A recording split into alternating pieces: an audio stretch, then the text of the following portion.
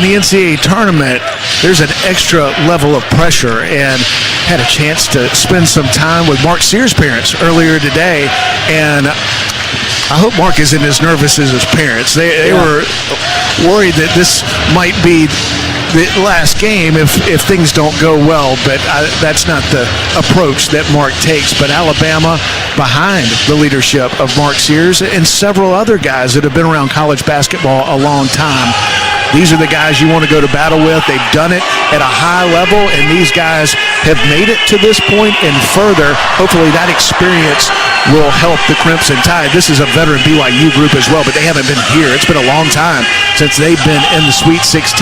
They've got a great crowd. Alabama does as well, but a lot of blue and white with BYU in the building. So might feel a little bit like a road game, but the Alabama fans in front of us making some noise right now as well. A lot of Bama fans behind the Crimson Tide bench and sprinkled throughout the building as well. It seats 18,711. Not at capacity. Not yet. By the time, I was going to say, by the time the Duke and it's primarily Duke, but Arizona fans come in. Yeah, these neutral site games are the first game before the fan bases of the second game gets here. It looks, parts of the arena look kind of half empty, parts are packed. But those that are here for this one, there's a buzz in the building. Obviously, they're all huge this time of year, but a great opportunity for Alabama to play a team that you enjoy playing against. I think playing against St. Mary's, Alabama obviously played well, but that is a contrast in styles, and the physicality of that game isn't always the most fun to play. Now, both teams, BYU and Alabama, they want to play this type of game, get up and down. We could see both teams in the 90s, even possibly in the hundreds. Hopefully, it's just one team in the hundreds, and that's the one in crimson and white. But both of these teams have scored at high levels all year long, too. The best offenses in college basketball playing here tonight. Little bit of a delay as we had to wait on the clock situation, but apparently it's going to be fine. Tony Padilla, Bert Smith, and Jeb Hartness, the officials working our ball game this evening. The first game of the Sweet 16 rounds to get underway. Of course, half the field plays tomorrow, half the field playing tonight. We hope we're the first team to punch our ticket to the Elite Eight as Alabama takes on BYU. The Cougars wearing the black uniforms with the blue lettering. Bama, as the 2 seed, gets to be the home team wearing the white uniforms with the crimson lettering. Tony Padilla at center court, stepping between Traore of BYU, Keita of BYU, and, of course, Cliff Amore, and the tap's controlled by the Cougars. They have it front court. Dimon giving it up, top of the circle to Keita. Now to Saunders out near center court. Left wing, they'll work it, they'll drive, they'll stop, they'll look, they'll fire it near side.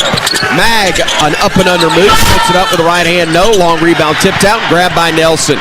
Here comes Grant, front court, looking down the lane, drives in, lays it up, got it to go, and Bama gets on the board first.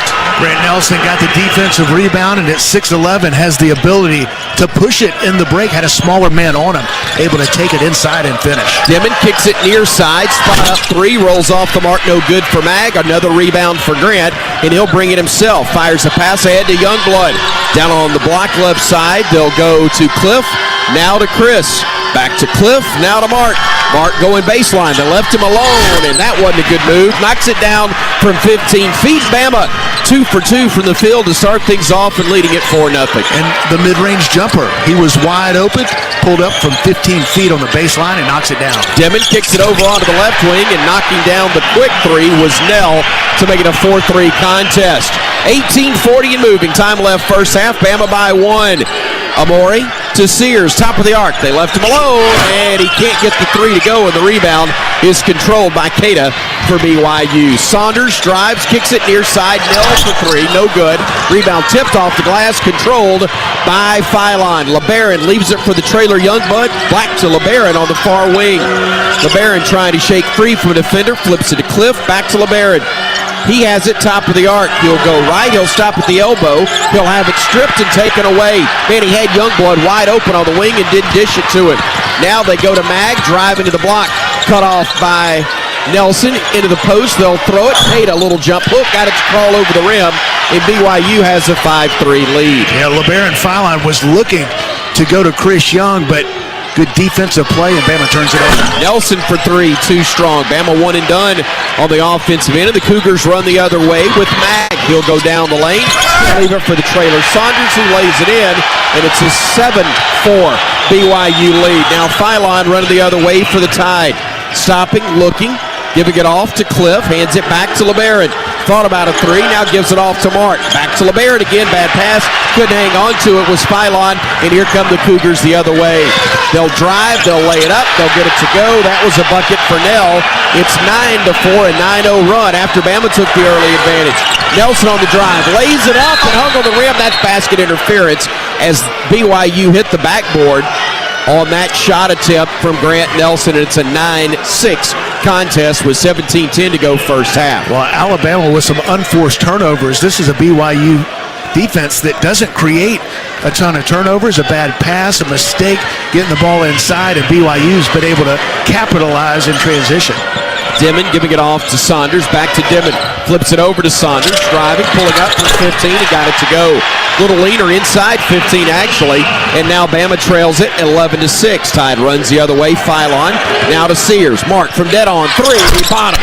Great to see him knock down his bank first three of the night, and Alabama has made it a 2-point game. BYU runs the other way with Dimon.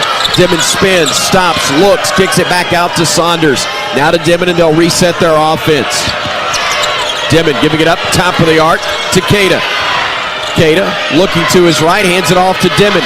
We play underneath the screen. They miss a three, and the rebound is claimed by Amore. Hands it off to Sears. Mark brings it up. Bama looking to tie or take the lead with a three. Sears driving inside the arc. Fires it over to Youngblood. Deep three. Short. Rebound fought for. Tipped down and controlled by BYU. They fire a pass. It's run down by Saunders to Dimon. Now to Keita. He'll drive. He'll stop. He'll spin. They'll throw it down low, and he'll slam it home for two. It was actually Mag to Keita, and Keita got the flush. Yeah, Cliff Amore came over to help, and a beautiful pass, the result of wide open lane. Philon three, bottom. LeBaron Philon a bank first three, and it's 13-12. Here come the Cougars the other way. Saunders downhill, throws the lob. It's batted away and stolen. Here comes Sears trying to push it ahead to Nelson. Grant working into the paint, throws it away. Bad pass, got himself caught in the air and threw it away. He had nowhere to go with it. A turnover gives it to BYU when we come back. 15:32 to go here in the opening half of action. Fast and furious as we expected. 15:32 on the game clock. 13-12 BYU on the scoreboard on the Crimson Tide Sports Network from Learfield. There's game day across Tuscaloosa and the surrounding area. Locally owned in Tuscaloosa for 30-plus years, the team at Domino's is proud to be a supporter of Alabama basketball and athletics across the capstone. Domino's would like to thank our customers for supporting our local business for over 30 years. Make Domino's your choice on game days year-round. Domino's is proud to deliver your Alabama Crimson Tide game days anytime. Just visit RollDomino's.com. Thanks for your business and Roll Tide. Craving a cold, refreshing cocktail to enjoy during the game? We thought so. Crack open a can of Club Tales, the OG cocktail in a can. Club Tales is 10% alcohol and packed with delicious flavor to fuel your team spirit. Why waste time mixing ingredients when you could grab a sunny margarita, screwdriver, or Bahama Mama that's ready to drink? Hype your game day with Club Tales, proud sponsor of the Crimson Tide. Find your closest cooler at clubtales.com. Must be 21 years of age or over. Moderation is the best action.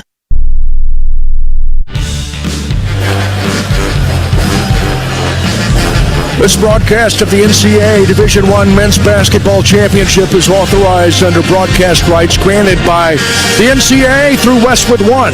It's intended solely for the private, non-commercial use of our audience.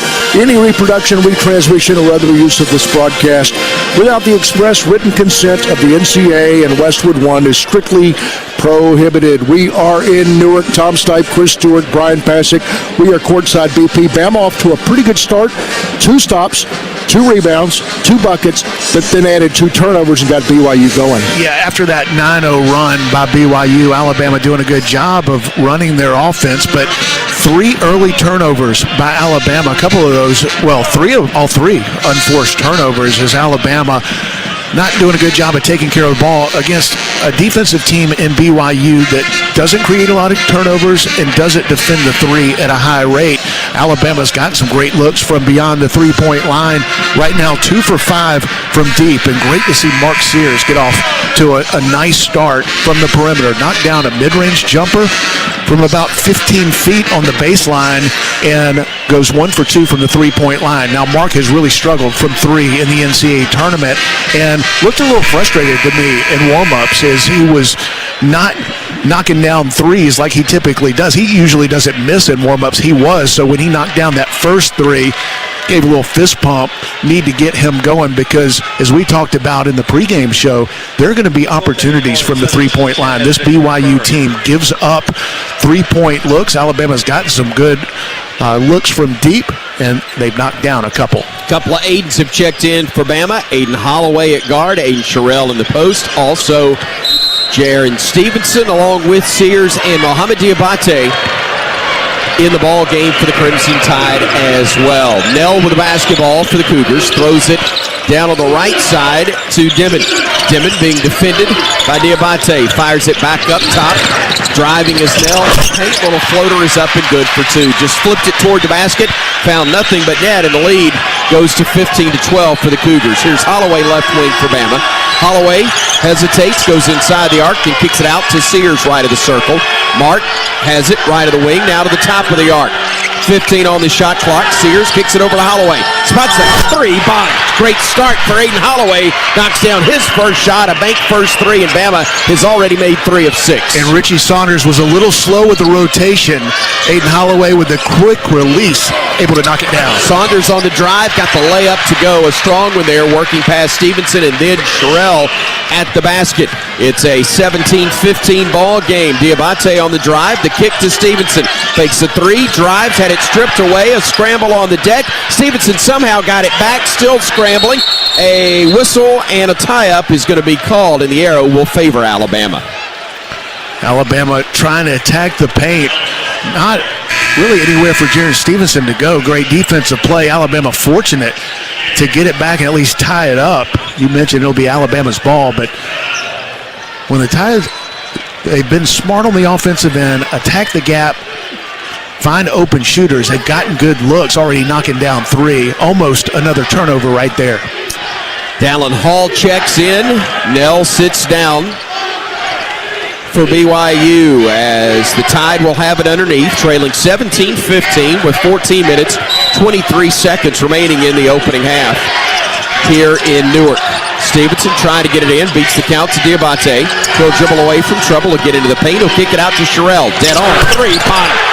Couple of Aidens have made 3. Sherrill hits that bank first 3. Bama 4 of 7 now from beyond the arc. Here come the Cougars into the paint. Dimon falls a jumper, no good. Rebounded Sears.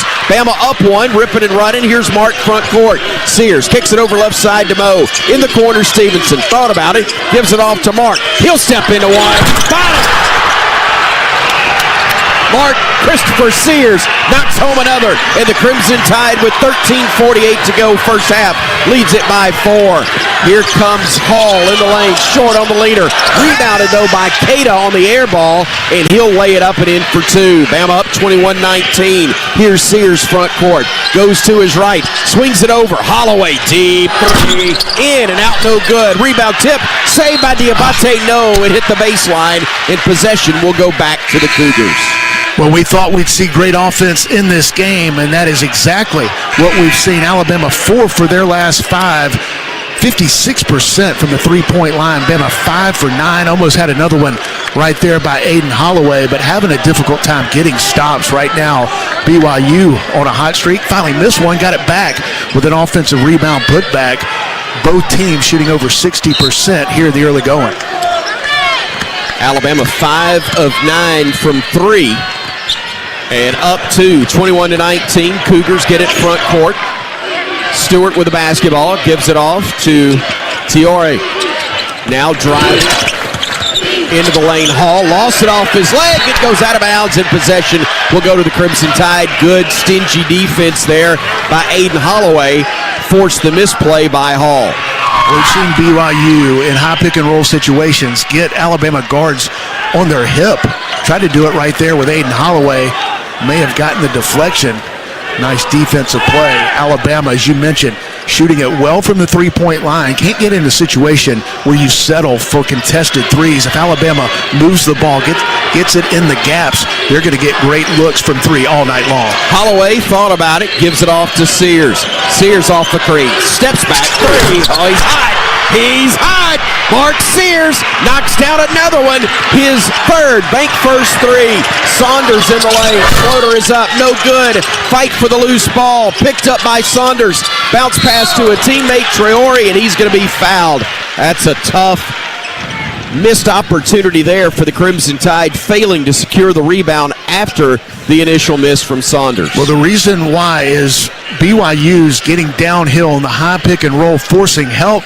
When you help, can't get block out assignments. Alabama's not able to secure defensive rebounds, and it starts with the dribble drive of the BYU guards. Traore able to knock down the first free throw. Fousseyni Traore from Mali, 6'6", 250. And a senior for the Cougars of head coach Kevin Young. Love the start of Mark Sears. Already 11 points here in the early going. 4 for 5 from the field, 3 for 4 from deep, 3 assists, doing it all on the offensive end.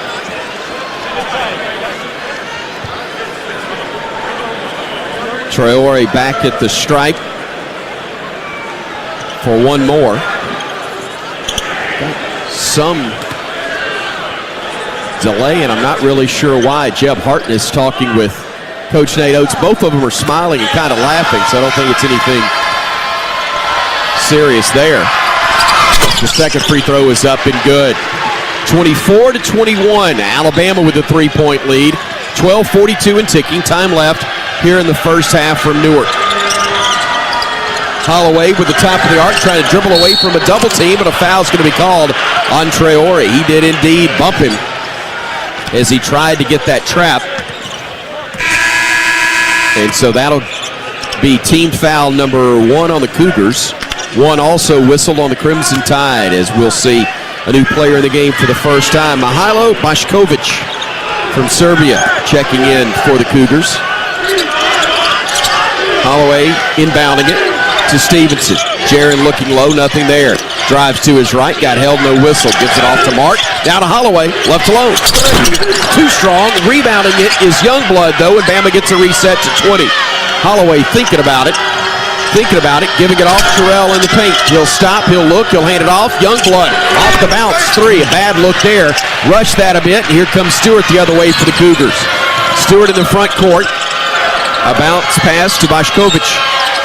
Back to Traore, who pivots, takes it to his right with a couple of dribbles.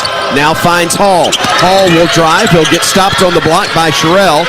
He'll stop. He'll throw a bounce pass. Traore, a beautiful reverse layup, in for 2, and it's a one-point game. 24-23, Alabama by 1, as Jaron Stevenson will bring it ahead for the Crimson Tide. He'll survey the floor. He'll play off of the screen. He'll kick it over to Youngblood, who weaves to the block. Out to Stevenson. 3, too strong again. Boy, back-to-back looks from Bama on that same spot that were dead on, just too strong. Now Baker on the drive. Spins for fall and shot, no good. Rebounded by Sherrill. Hands it off to Mark, and we'll try to add to a one-point lead with 11:18 to go in the first half. Sears over to Stevenson. Kicks it in the corner. Holloway 3. Yes, sir. What a great job by Jaron Stevenson attacking the paint, forcing the help defense. Aiden Holloway all by himself in rhythm. Knocks it down. BYU trying to answer on the other end. Air ball shot it over the world, but the long rebound goes to Traore. He'll flip it back out to Bošković. Far side, they'll feed it off once more to Baker, and Baker will work it between the circles. Shot clock's now down to 8. He's left alone. The 3 misses. Rebound inside Traore. He gets the layup, and the and one opportunity upcoming as Bama commits a foul. I believe it was Jaron Stevenson who was beaten to the rebound position. 10:43 remains in the first half. 27-25 is our score between Alabama and BYU. Good guys on top here on the Crimson Tide Sports Network from Learfield.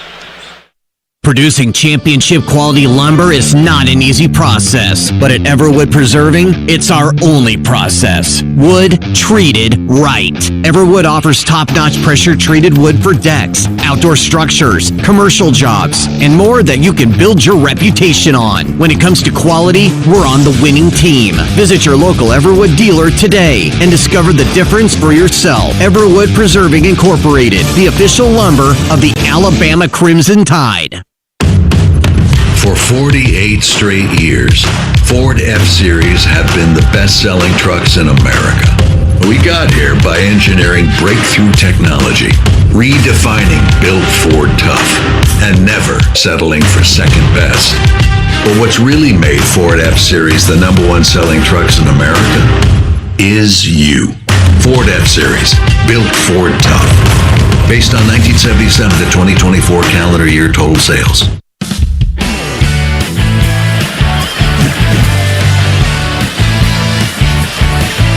We are in Newark, and Bama's up 2, 27-25 over BYU, 10:43 to go in the first half. Keep up with everything Alabama with the Alabama Crimson Tide mobile app presented by Cadence Bank. Download it now for free at the App Store and Google Play. BP Bama up 2, but a lot of work to do. Yeah, right now it's BYU getting on the offensive glass. They've got 4 offensive rebounds to just 1 for Alabama and outscoring the Crimson Tide on second chance points 6-0. A chance to add to that at the free throw line. Alabama's been great from deep. We thought they'd get some opportunities from the three-point line. This is a BYU team that gives up some open threes. Alabama's been able to take advantage, going 7 for 14 from deep, and even the ones they've missed for the most part have been open and they've looked good. That's a real good sign for hopefully for things to come for Alabama at the three-point line. But it's been BYU dominating the paint, outscoring Alabama, points in the paint 18-4. They're doing a good job of getting downhill, forcing help, knocking down floaters. And Alabama, because they're in help situations, not able to get block-out assignments, reason the Tide has given up so many offensive rebounds. We thought we'd see 2 great offenses going at it. That's exactly what we've seen so far here in the early going. But when you look at each of these defenses, Alabama has been the better defensive team this season. Haven't looked like it in this game. Both offenses have been great. Not a ton of resistance on either side, but this is the 29th ranked defense in Alabama against the 72nd ranked defense in BYU. Alabama's got to be better on the defensive end. Bošković, Hall, Baker, Stewart, and the man at the free throw line, Traore for BYU. Bama countering with Cliff Amore, Mohamed Diabate, Phylon, Nelson, and Darion Reed seeing his first action in an NCAA tournament. The freshman from Georgia. Into the game as Traore makes it a 1-point game again at 27-26. Alabama going with a big lineup. Should be a better rebounding lineup, but not a lot of great three-point shooters on the floor for Alabama. Let's see if they can get in the gaps and get some points in the rim. Phylon double team, unloads it to Nelson. Now to Reed. Right at James, shoots a 3, missed it, and the rebound claimed by Hall. They'll run it ahead now, giving it off to Baker, and then batted out of bounds, touched last by LeBaron Phylon. Actually, a deflection that hit Jeb Hartness. Just heard him say, "Put me in, coach." Ball deflected off of him as he stood out of bounds, so possession will stay with the Cougars. Traore at the top of the arc, hands it off to Baker. Baker trying to get a little room as he works against Cliff. Baker hesitates, steps back, then kicks it over Left side to Hall. He'll drive. He'll hand it off. And a flip shot up and no good by Bajkovic.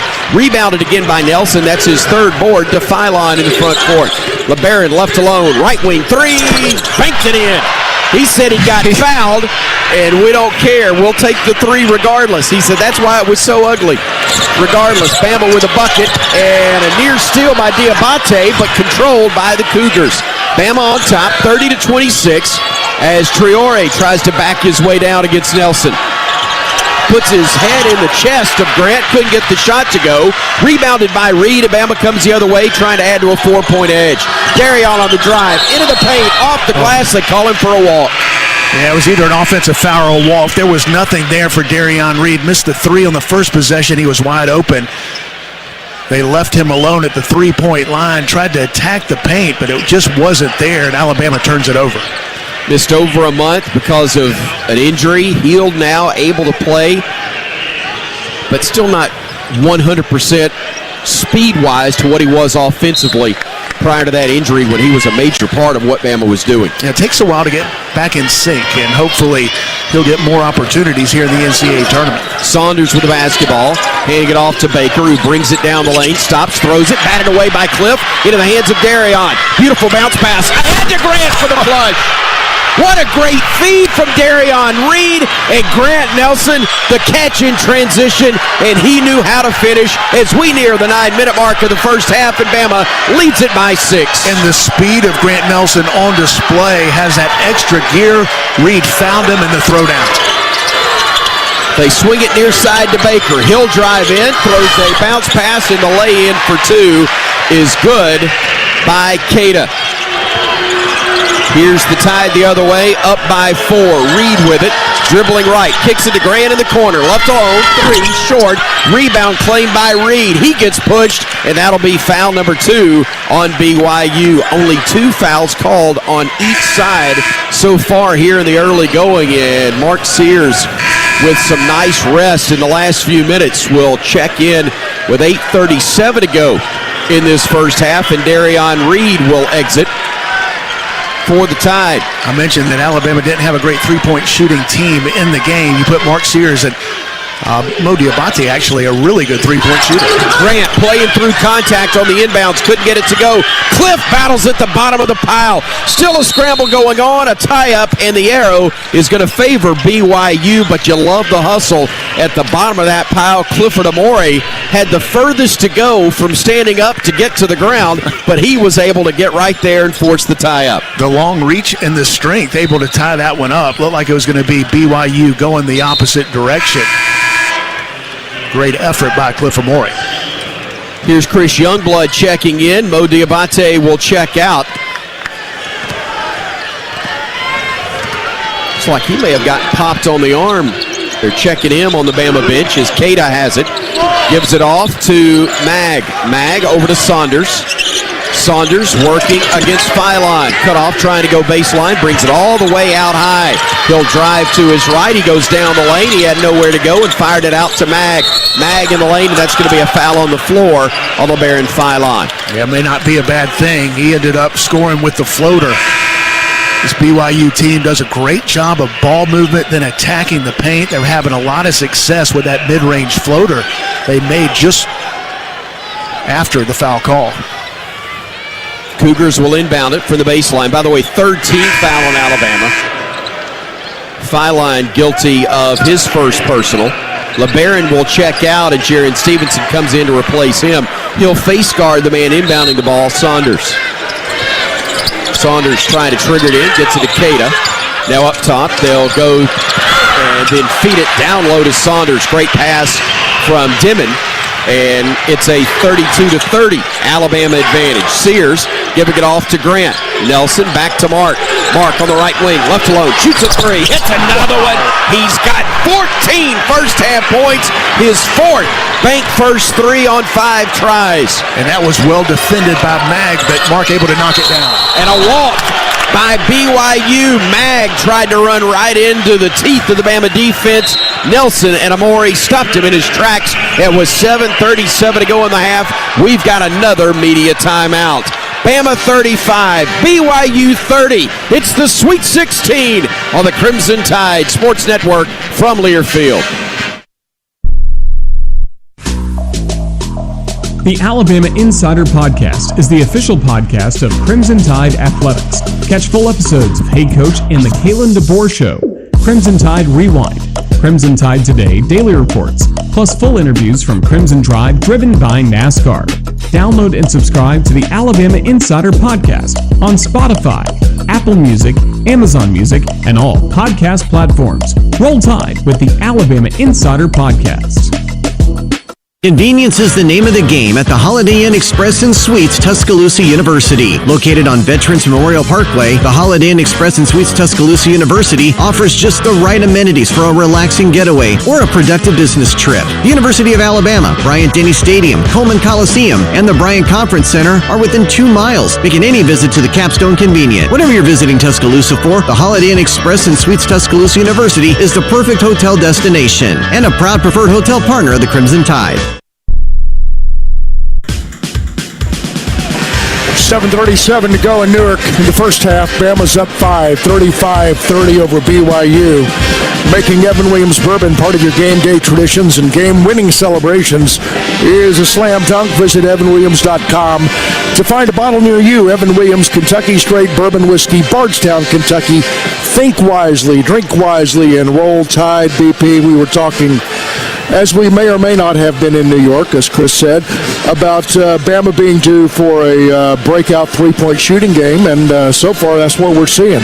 Yeah, Alabama hit 13 combined threes in the first 2 games in the NCAA tournament, already 9 with 7 minutes plus to go in the first half, and thought that there would be opportunities for Alabama to get open looks against this BYU defense. They're not a great three-point defensive team, and Alabama's been able to take advantage of it, and great to see Mark Sears with a hot start, 5 for 6 from the field, 4 for 5 from the three-point line. Got some early threes to go to start this game, and since then they've known where Mark Sears is. They've defended him well, but he's hot right now. He's feeling it, playing with a lot of confidence, and Alabama getting good looks from the three-point line, but you don't want to just fall in love with the three and know that you're going to get them. Continue to attack the paint. This Alabama offense has been really good all year long because they take what the defense gives them. I would expect BYU to adjust and get out to the three-point shooters maybe a little more than they have here in the beginning of this game. That should open up some opportunities at the rim. Got to continue to attack the paint. Alabama, one of the best two-point percentage teams in the country. They haven't had many opportunities from two, but it's mainly been because they're taking what BYU's given them at the three-point line. Concerned that Alabama has made 8 more threes and yet only leads by 5? Well, it's been points in the paint for BYU. They're getting on the offensive glass. They're knocking down floaters. Alabama's defense has not been great here in the first half. Here is Holloway bringing it ahead. He'll join Sears and Youngblood in the backcourt with Grant and Cliff the front court. Looks like BYU may have gone zone here, at least as Bama brings it ahead. Holloway looking, surveying the floor, playing off a screen from Cliff. Picks it up, flips it to Chris. Deep three, off the mark, no good. Rebound tipped out, grabbed by Nell, and here come the Cougars the other way. Nell will stop top of the arc. He'll fire it outside to Dimon. Now back to Nell for 3. That's a brick. Long rebound fought for. Great hustle, Holloway. Scramble on the deck now, and a tie-up is going to be called, and the arrow is going to favor Alabama. That's a great job by Saunders from BYU. Alabama should have had that defensive rebound and able to get on the floor for the loose ball, similar to what we saw on the other end with Cliff Amore. Alabama will get it back, but probably should have been going the other way in transition. Another case, though, too, where may have been in decent position, but the shot was missed so badly. Tough to get that one timed. An awkward carom, but Bama does have possession. Here's Sears with it front court. Gives it off to Youngblood. Another deep try, bottom. Keep shooting it, shooter. Chris Youngblood knocks it home with 6:40 to go in this first half, and the Tide has its biggest lead at 8. And their 10th three-point make of the first half. Dimon stops, shoots it off the window, and got the friendly roll. Boy, had to change his shot in midair and got it to go off the window. Here's Sears with Bama up 6. Mark to the top of the arc, over to Grant. Skip pass near side, Youngblood got fouled. And if he doesn't meet the pass, that's going to be a bucket going the other way. Instead, he saved the possession.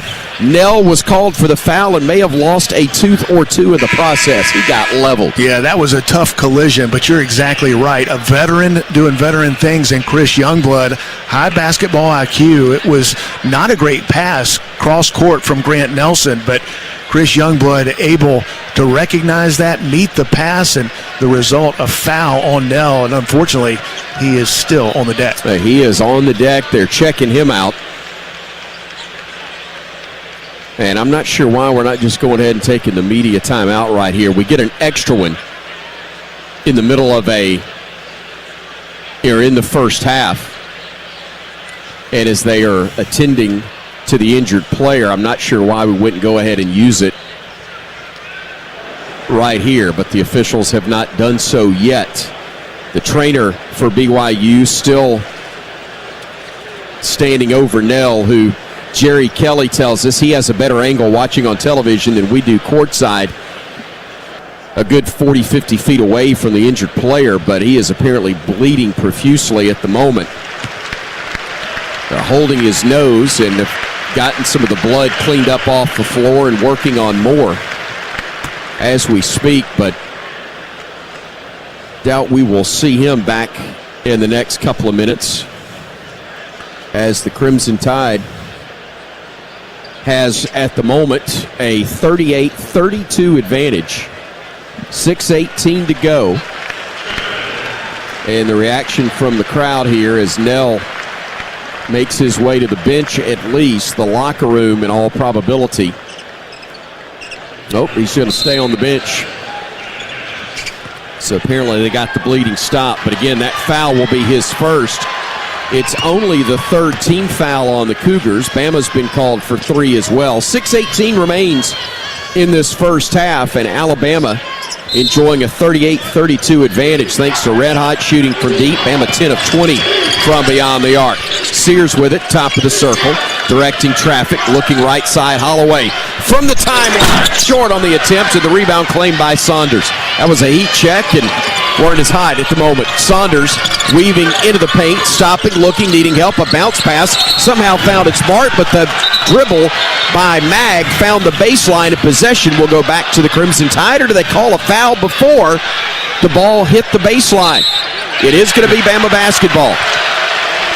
When you see the officials converge, there's a little hesitation on our parts, but it is Bama basketball. You know, those are the types of threes by Aiden Holloway Alabama doesn't have to settle for. They're getting great looks if they move the ball, attack the paint. That one was deep. One he can make, but should be able to get better ones against this BYU defense. Nobody was guarding him at the timeline, though. I'll give him that. Here's Sears with it. Top of the arc, going left, stopping on the block, looking, needing help. There's Holloway. He's open. Too strong on that attempt, but the rebound run down by Diabate on the weak side. He will give it to Mark. He's left alone. Bottom. Like that 17 from Mark Sears. Mo Diabate with the offensive rebound, dribble handoff, and Mark Sears feeling it here in the first half. Dimon with the basketball. Near side to Mag, trying to drive. Grant cut him off. Back out to Dimon. With a switch, Grant's on him now. 15 to shoot, 5:10 to play in the half. Dimon working past Mo, stopping midway down the lane, steps through, off the glass and in. Boy, that was a pretty move by Dimon to get the leaner for 2. That's why he's projected to be a lottery pick in this spring's NBA draft. A 6'9" point guard, smooth moves on the inside. Mark over to Aiden, to Chris for 3. Got another one. Woo, mercy. A dozen for Bama from beyond the arc. The quick release of Chris Youngblood. Aiden Holloway able to find him in the corner. They try to answer the 3. They can't. It goes out of bounds. Possession to the Crimson Tide as Dimon was a little short on his estimation. 4:36 to go in the half. Alabama up 44-34. Mark Sears with 17. And we've made 12 of 24 from bank first three-point range. 13 made threes in the NCAA tournament for Alabama combined coming into this game. Already, as you mentioned, 12 with just under 5 minutes to play in the first half. Diabate to Youngblood. Thought about it. Gives it off to Mo. He'll drive. He'll stop. He'll hand it off to LeBaron. Phylon looking right. They're trying to find Mark. That's a good idea.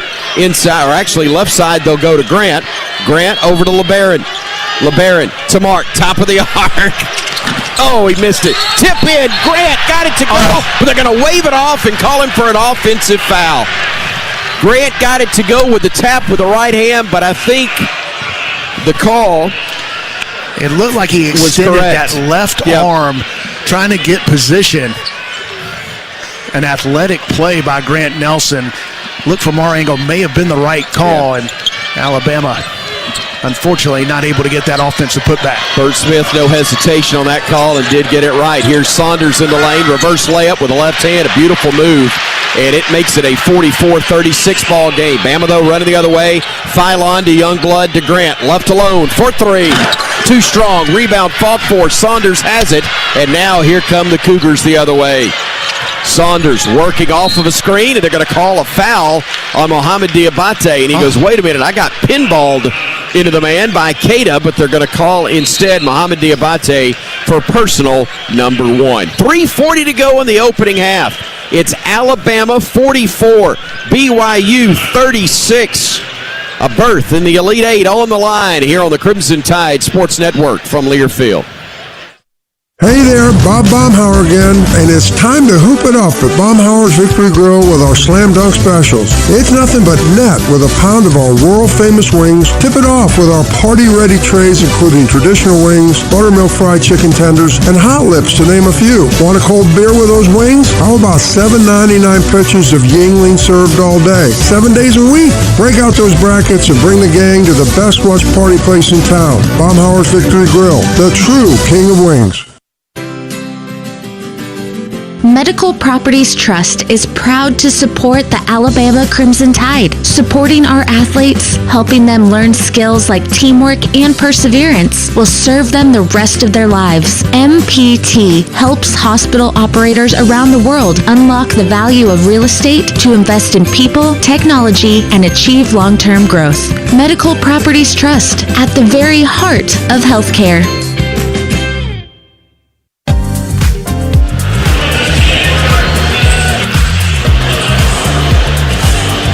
Bama 44, BYU 36, 3:40 to go in the first half. Stay with us at the half for the Toyota Halftime Report with first half stats, scores from around the NCAA tournament, and a quick chat with Coach Nate Oates. Presented by Cook's Pest Control. BP, you said it earlier, Bama does not have to settle for anything. Three-point looks are available and waiting, and Bama's scorching hot. Yeah, Alabama's doing a great job offensively, moving the ball, finding open teammates. Mark Sears with an incredibly hot start. He's got 17, 6 for 8 from the field, 5 for 7 from deep. An Alabama team that only has made 13 threes in this NCAA tournament in its first two games, already 12 here in the first half. But defensively, having a hard time stopping BYU, especially in the paint. The Cougars very much hanging in this game with their ability to get inside, knock down floaters, finish at the rim. They're dominating points in the paint, 26-6 advantage for the Cougars, but Alabama counting by threes in this one. They've made 16 field goals total, 12 of those coming from deep. Cougars, though, as you said, Brian, able to keep this one within reach easily as they've made 5 of their last 7 from the field. And again, makes you a little nervous that they are in the game, having gone just 1 of 8, with Bama shooting better than 46% from 3, despite missing their last 2. Well, the strength of this Alabama defense is three-point percentage defense, one of the best in the country. But this BYU team capable of getting hot from deep. They're hot in the paint right now. Saunders giving it off to Hall between the circles. Hall defended by Youngblood. Gives it off to Saunders, top of the arc. Steps back, shoots a 3, misses. Rebound is claimed by Cliff. Amori went up high and then got fouled. They'll whistle that one on the Cougars. That'll be team foul number 4 on BYU. Bama's been called for 5. That is a big boy rebound by Cliff Amori. Went up in traffic, able to pull it down, taking the contact. And right now, it's BYU with a slim 15-14 lead on the glass, but they've gotten several on the offensive end. Phylon brings it front court for Alabama with it tied up by 8. LeBaron, the lob to Cliff. He couldn't get it to go, but he got hacked by a couple of Cougars. Fill in your own joke there, and he will go to the line to shoot 2.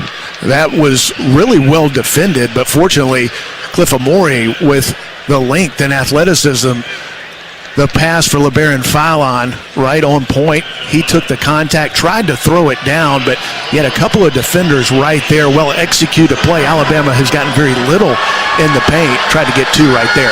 Amore hits the first for the Crimson Tide. Clifford in the regular season for Alabama, 72% at the charity stripe. That was actually in conference play, I should say. And he hits them both. The big man with 3:16 to go in the half has given the Tide a 46-36 advantage. Here come the Cougars the other way. Hall with it on the far wing, trying to shake free. He'll throw a lob out of bounds. Tried to give it to Keita, but Youngblood was right there with him step for step and never really let him get airborne, or at least his timing was off. He was right there, and he was almost 2 right there. Yeah. As there was a little bit of contact, not enough to warrant a foul. And you see Chris Youngblood putting his hands up, had a little kind of a guilty look on his face, but no call, and I think that was the right no call. Sears with the basketball, working against the defender Stewart. Mark to his right. In to Stevenson, who's trying to back his way into the post against Saunders. Double team, fires a pass to Youngblood. One more to LeBaron, getting in the lane, looking, spinning, and having it stripped. Somehow kicked it to Youngblood. 1 to shoot, and it's stolen away by the Cougars, and they've got numbers. Saunders will throw the lob, and Stewart will throw it down. Check that. It wasn't Stewart, it was Catchings who caught and then threw it home, and it's an 8-point game. But Sears drives the other way, plays through some contact, no whistle, and here come the Cougars the other direction. Saunders, a bounce pass to Catchings, corner 3, up, an air ball tipped into the hands of Phylon, and a foul's going to be called on BYU. Boy, they're going to review that one if Keita may have gotten Youngblood above the shoulders with that foul. Nice job in transition defense. Mark Sears tried to draw the foul, took a lot of contact. I think they were saying that the BYU defenders stayed vertical, but Mark Sears went to the deck, and BYU got out. The call on the floor is being reviewed. Got out in transition. Bama sprinted back, got out to the shooters. Cliff Amore with a great contest against the 3-point shooter, forcing the air ball. Chris Youngblood in great defensive rebounding position, and as we just heard, they're checking it out right now on the monitor. As they do so, we'll remind you that this play and all plays under review are brought to you by Bromberg's. Bromberg's is Alabama's oldest and most trusted jeweler. Stations, I know we're a couple of minutes early, but while we've got a dead ball situation, why don't we go ahead and pause 10 seconds for station identification. Pausing 10 seconds for station ID right here on the Crimson Tide Sports Network.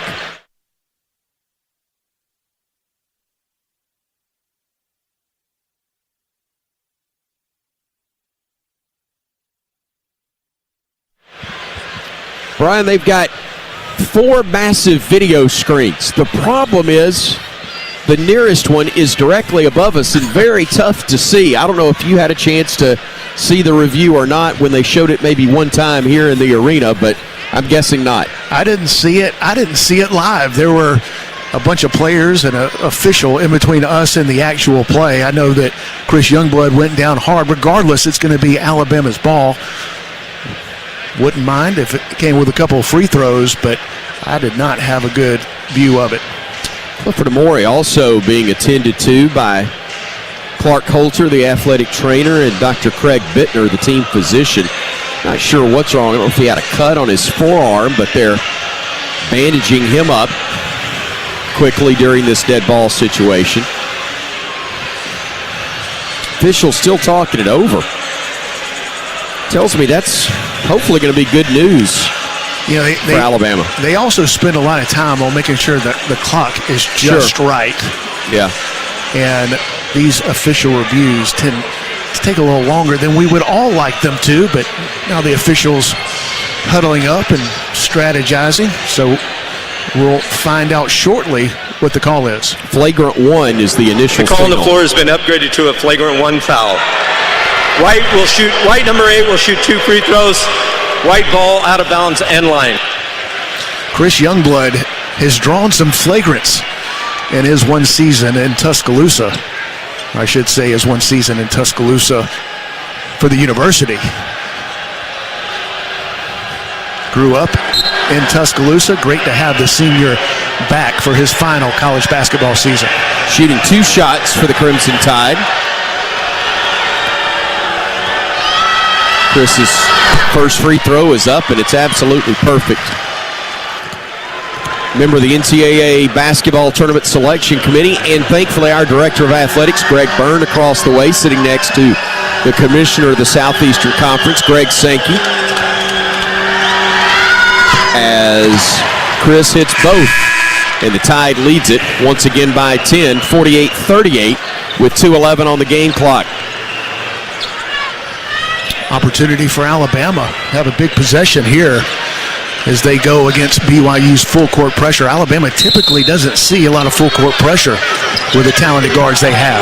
Alabama gets the inbounds to Holloway, and Aiden will hurry front court. Work to the top of the arc. He'll shoot a 3. That one was halfway down and popped out. Boy, it was almost a 13-point lead, but here come the Cougars the other way with Saunders. He'll feed it over.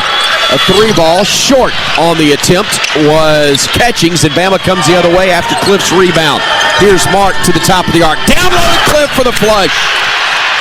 BYU paying so much attention to Mark Sears on that high ball screen. 2 guys left Cliff Amore. Mark Sears recognized it, got it to Big Cliff for the easy dunk. Got him by 12, 50-38 with 1:30 to go in the half.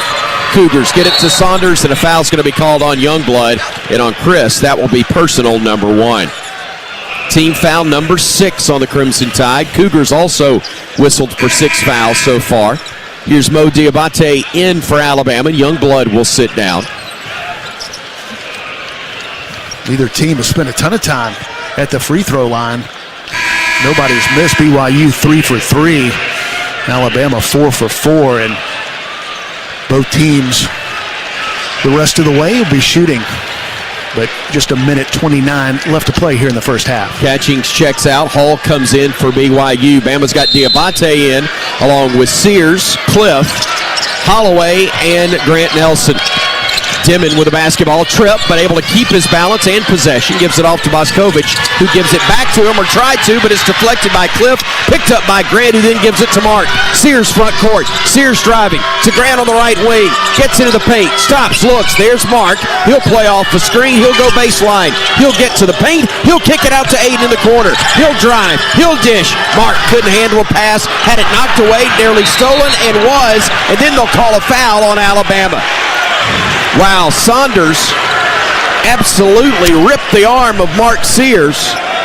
No whistle on that, but then Bama tried to get it back, and it's going to be on Diabate, and that will be, or check that, it's going to be on Mark Sears, his first, and it will send Saunders to the stripe to shoot 1 plus the bonus. Alabama had the right idea on that possession, but a couple of passes just off the mark, getting guys a little bit off of their rhythm.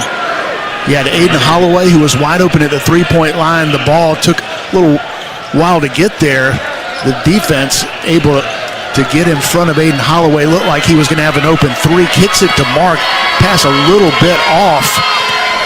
And the result, a steal and BYU at the line. Saunders knocks down the front end of a 1-and-1. He'll get another try. No surprise that went through. He is an 83% free throw shooter on the year. Second try is up. That one also perfect. And with just under a minute to go in the first half, Alabama leads it by 10. Here comes Holloway front court for the Tide. Aiden on the right wing, driving to his right, circles underneath the basket, fires it out, and it's stolen. Bad pass as he tried to get it to Sears. Dimon will kick it over far side to Stewart. Now to Hall, all alone for 3, missed it. Rebound fought for and claimed by the Cougars. It's Dimon back out to Hall. He'll drive and dish it outside. They'll kick it into the corner, and Hall will bring it to the wing. 10 to shoot, 30 to play in the half. Bama up 10. They throw it to Boscovich. Boscovich trying to back his way down, working against Youngblood. Jumper is up, no good. Great box out. They had a foul on who? Is it on Bama? No, it's going to be on Brigham Young, thankfully. They called it on Saunders, I believe. And that'll be the first on Saunders, if I heard that correctly.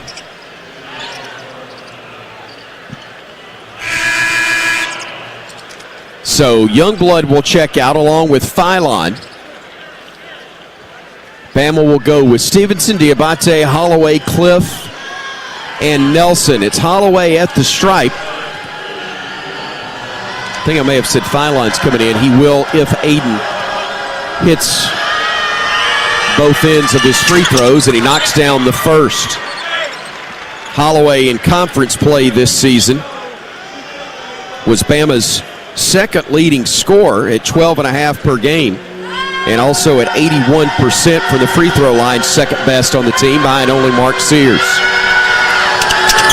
Short on the second attempt. Rebound claimed by BYU. Alabama 5 of 6 now from the free throw line. And timeout, Kevin Young of Brigham Young. And we'll check in with Brian Pasick across the way. BP, if you can hear me, 17 seconds to go. BYU should get the final shot. What's your concern if you're Nate Oates right here? Well, BYU is a great three-point shooting team. Alabama's kept them in check the first almost 20 minutes. Want to go into halftime continuing that, but chance for them to cut into this lead, make it a single-digit lead for Alabama, which would be a win for BYU considering how well the Crimson Tide has shot it here in the first half. Let me ask you a little early, looking towards the second half. Certainly BYU's got to adjust. They can't afford to give up 12 more threes to Alabama or anything close to that. However, Alabama is a team more than capable of scoring at the rim. So your thoughts on really how both sides defensively will try to manage things? Well, going into this game, you knew you were going to get some open looks from the three-point line. Alabama's obviously been able to take advantage of that in the first half, but one of the things that has made this the best scoring offense in college basketball is they've taken what the defense has given them, and if they defend the three, we'll see hopefully more of what we saw a couple of possessions ago. That was a high pick and roll. The defenders ran to Mark Sears at the three-point line. He dumps it to Cliff Amore for the easy dunk.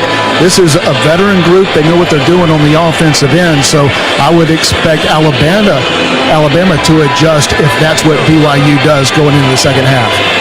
Mark Sears was not on the floor just a moment ago as Nate Oates went with bigger defenders. Would assume that'll continue to be the case once they do come out of this timeout.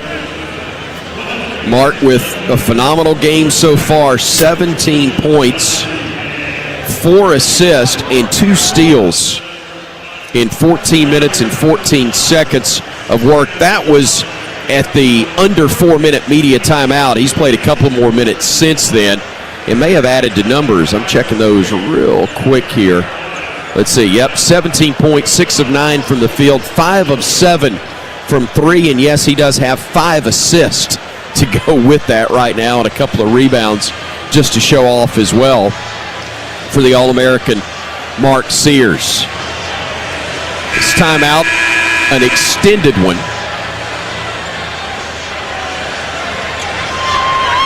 As that became the media, an extra media timeout that we frankly didn't need. Hope my boss didn't hear that. From Carabin going, what do you mean? BYU will have it. Alabama will line up at center court, ready to pick up guys as they come front court. They'll throw it in the back court, will they, to Hall, who will bring it ahead 10, 9. Hall still with it at 8, at 7. He'll go left and hand it off to Dimon. He'll throw it into the corner. Catch and shoot, blocked by Nelson. Grant working it at 2, at 1. Heaves it the length of the floor, won't go, doesn't matter. What a great play. Grant Nelson to block the 3 in the corner from Nell as the half comes to a close. Alabama with the lead. Here's Brian with Coach. Coach, thoughts on the first half? Yeah, we got to stop turning it over. We got to do a better job, I think, with some defensive rebounds and stuff, and then we got to move the ball. When we move the ball and don't turn it over, we're getting great looks. we got to try to separate from these guys a little bit, though. I feel like we should be up closer to 15 to 20. We got to come out in the second half with some pop right out of the gate. Thank you, Coach. Thank you, Coach. Thank you, Brian. And thank you, Cooks Pest Control, which gives pests the full court press. Call Cooks today and protect your home and business from pests and termites. At intermission in the Sweet 16, it's Alabama enjoying the 51-40 lead over BYU. We're back with your halftime show, again, presented by Toyota on the Crimson Tide Sports Network from Learfield. When the game goes into overtime, but the game goes into overtime. The choice to enjoy is easy. Bud Light. Easy to drink, easy to enjoy. Enjoy responsibly. Anheuser-Busch, Bud Light Beer, St. Louis, Missouri. Let's go. Let's huddle up and make things happen with the only cards for T-Town. The University of Alabama Regions Visa Debit Card and Prepaid Regions Now Card. They're a win for your wallet and a big roll tide, whether you're purchasing stuff for game day or every day. Want to go all in on confidently showing your Tide pride? Order your card now at regions.com/GoBama. Regions, official bank of the SEC. Member FDIC. Terms, conditions, and fees apply.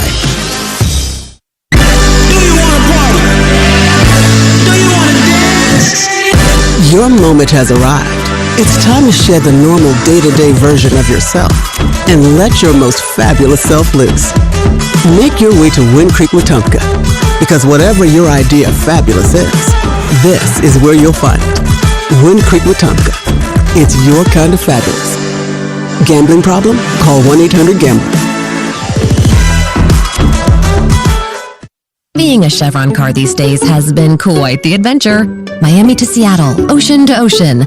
I've stopped at so many states and collected so many bumper stickers. Sometimes I feel like a moving passport book. It's just so great what I can do with Chevron with Techron, because it gives me unbeatable mileage and keeps my engine clean. Plus, there are so many Chevrons along the way. Now the only thing I'm worried about is where to go next and where to put all my new bumper stickers. Chevron with Techron, fueled by possibility. Get deals on a new Toyota that feel like...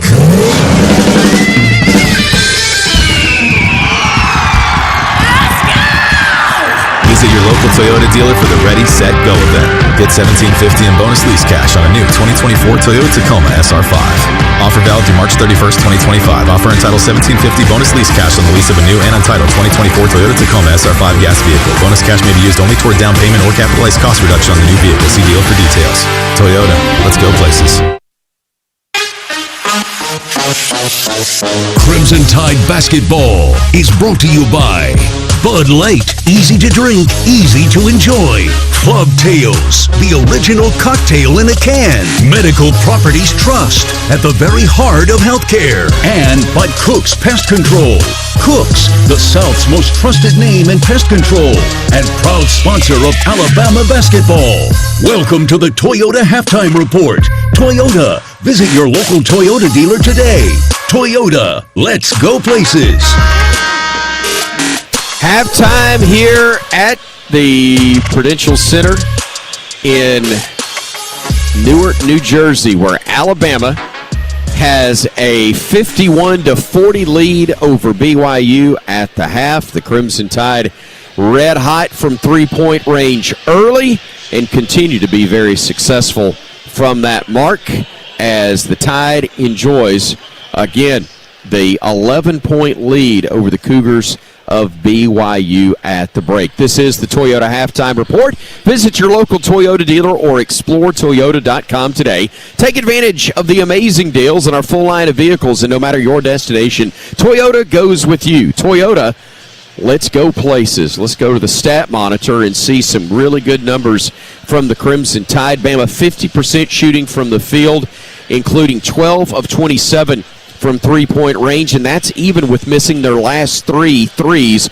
of the first half. Individually, Mark Sears, phenomenal, 17 points, going 6 of 9 from the field, 5 of 7 from the arc. He also dished out 5 assists to lead the way. Bama got 6 points each from Philon and Nelson, 7 from Aiden Holloway, 8 from Chris Youngblood. Amori had 4. Sherelle had 3.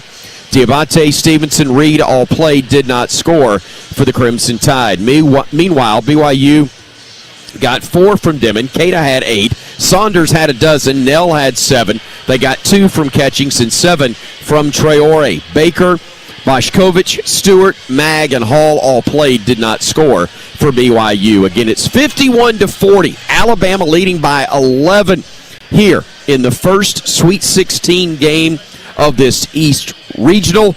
The next one will feature Arizona and Duke. The winner gets the victor of our game. Obviously, we're extremely hopeful that it will be the Crimson Tide of Alabama. More halftime coming your way in a moment on the Crimson Tide Sports Network from Learfield.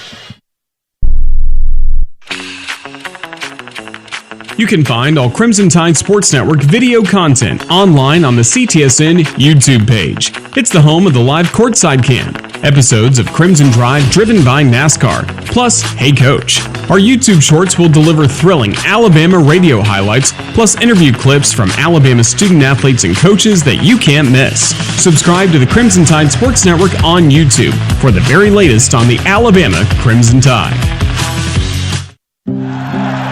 When the game is on the line, you want someone you can count on. At Alabama Power, we believe in consistency and having each other's back. It's our game plan to safely deliver the electricity you depend on. We give 100% to achieve 99.9% reliability. Learn how we power a better Alabama at alabamapower.com/reliable. Alabama Power is a proud supporter of the Alabama Crimson Tide. When the game goes into overtime. But the game goes into overtime. The choice to enjoy is easy. Bud Light. Easy to drink, easy to enjoy. Enjoy responsibly. Anheuser-Busch, Bud Light Beer, St. Louis, Missouri. Convenience is the name of the game at the Holiday Inn Express and Suites Tuscaloosa University. Located on Veterans Memorial Parkway, the Holiday Inn Express and Suites Tuscaloosa University offers just the right amenities for a relaxing getaway or a productive business trip. The University of Alabama, Bryant-Denny Stadium, Coleman Coliseum, and the Bryant Conference Center are within 2 miles, making any visit to the Capstone convenient. Whatever you're visiting Tuscaloosa for, the Holiday Inn Express and Suites Tuscaloosa University is the perfect hotel destination and a proud preferred hotel partner of the Crimson Tide.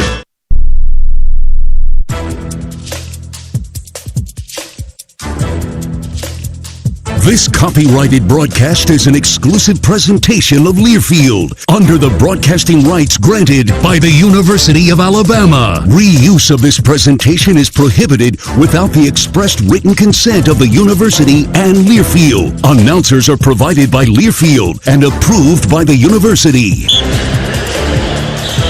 This is Tom Stipe with an Alabama Power scoreboard update. Alabama Power for a better Alabama. Halftime from Newark. And the Sweet 16, Bama leads BYU by 11. 51-40. Also on the floor this hour in San Francisco, West Regional, West 1 seed, Florida Gators trail 4 Maryland 30-29. About 5 minutes to go in that one. Following our game on this floor, East 1 Duke will take on the 4 seed Arizona. With a win tonight, Bama would face that winner for a spot once again in the Final Four. Nightcap again out in San Francisco will find 3 seed Texas Tech taking on the 10 seed Arkansas Razorbacks. Coke Zero Sugar is crisp, refreshing, and irresistibly tasty. Is it the best Coke ever? Well, you try to decide. We'll take a look at team stats next. This is the Crimson Tide Sports Network from Learfield. This is Coke Zero Sugar. Could I be the best Coke ever? Try and taste with your ears. Hear those bubbles? Imagine them tingling on your tongue. Fizzy deliciousness. Listen to that cascading liquid. A mouth-watering waterfall. Irresistibly tasty. Zero sugar. Crisp, refreshing, and ice cold. Is Coke Zero Sugar the best Coke ever? Try and decide.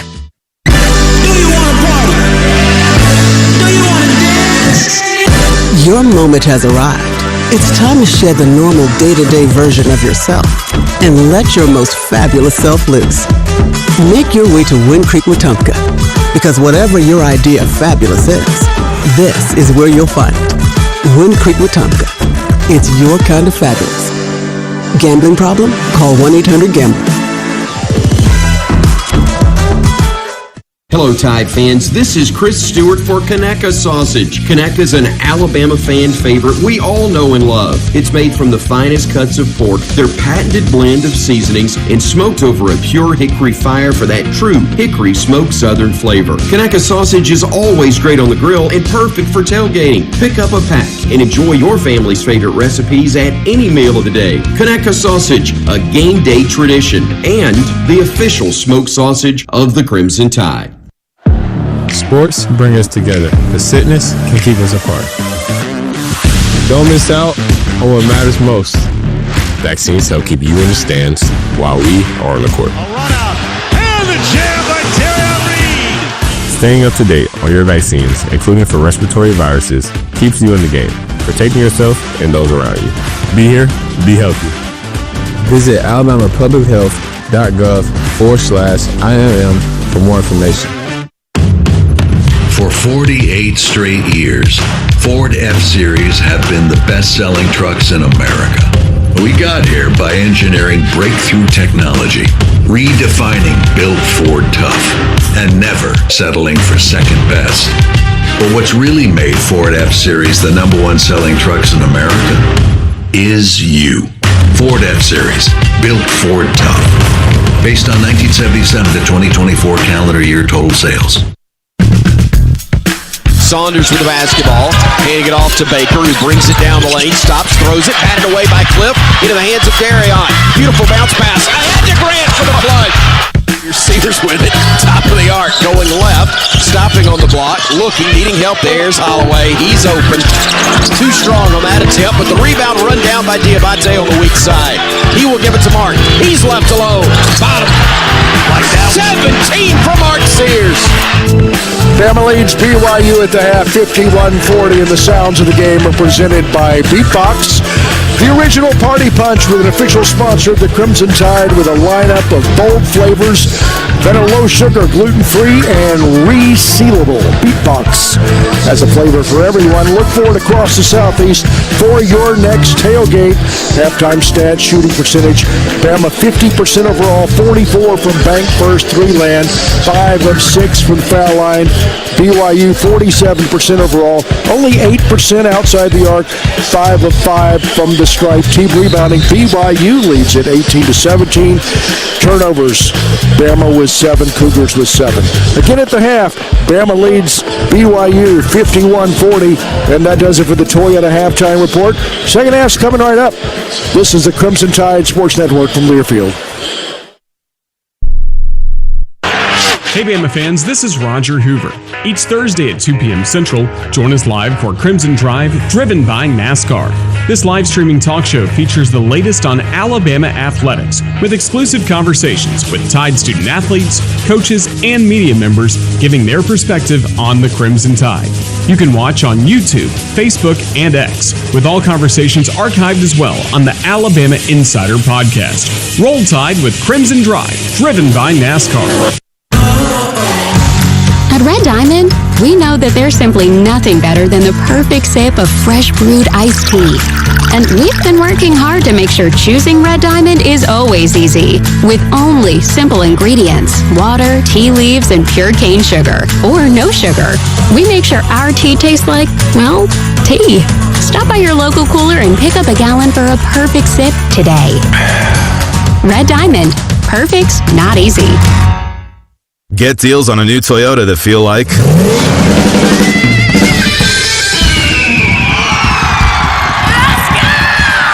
Visit your local Toyota dealer for the Ready, Set, Go event. Get 1.99% APR for 36 months on a new 2024 Toyota Tacoma Hybrid. Offer valid through March 31st, 2025. Zero down for well-qualified buyers with approved credit and financing through Southeast Toyota Finance. $28.64 monthly payment for every $1,000 finance. Excludes tax, tag, registration, title, and dealer fee. See dealer for details. Toyota. Let's go places. This is Coke Zero Sugar. Could I be the best Coke ever? Try and taste with your ears. Hear those bubbles? Imagine them tingling on your tongue. Fizzy deliciousness. Listen to that cascading liquid. A mouth-watering waterfall. Irresistibly tasty. Zero sugar. Crisp, refreshing, and ice cold. Is Coke Zero Sugar the best Coke ever? Try and decide. This has been the Toyota Halftime Report. Visit your local Toyota dealers or explore Toyota.com today. No matter your destination, Toyota goes with you. Toyota, let's go places. We're back in Newark at the Sweet 16 where Bama leads BYU 51-40.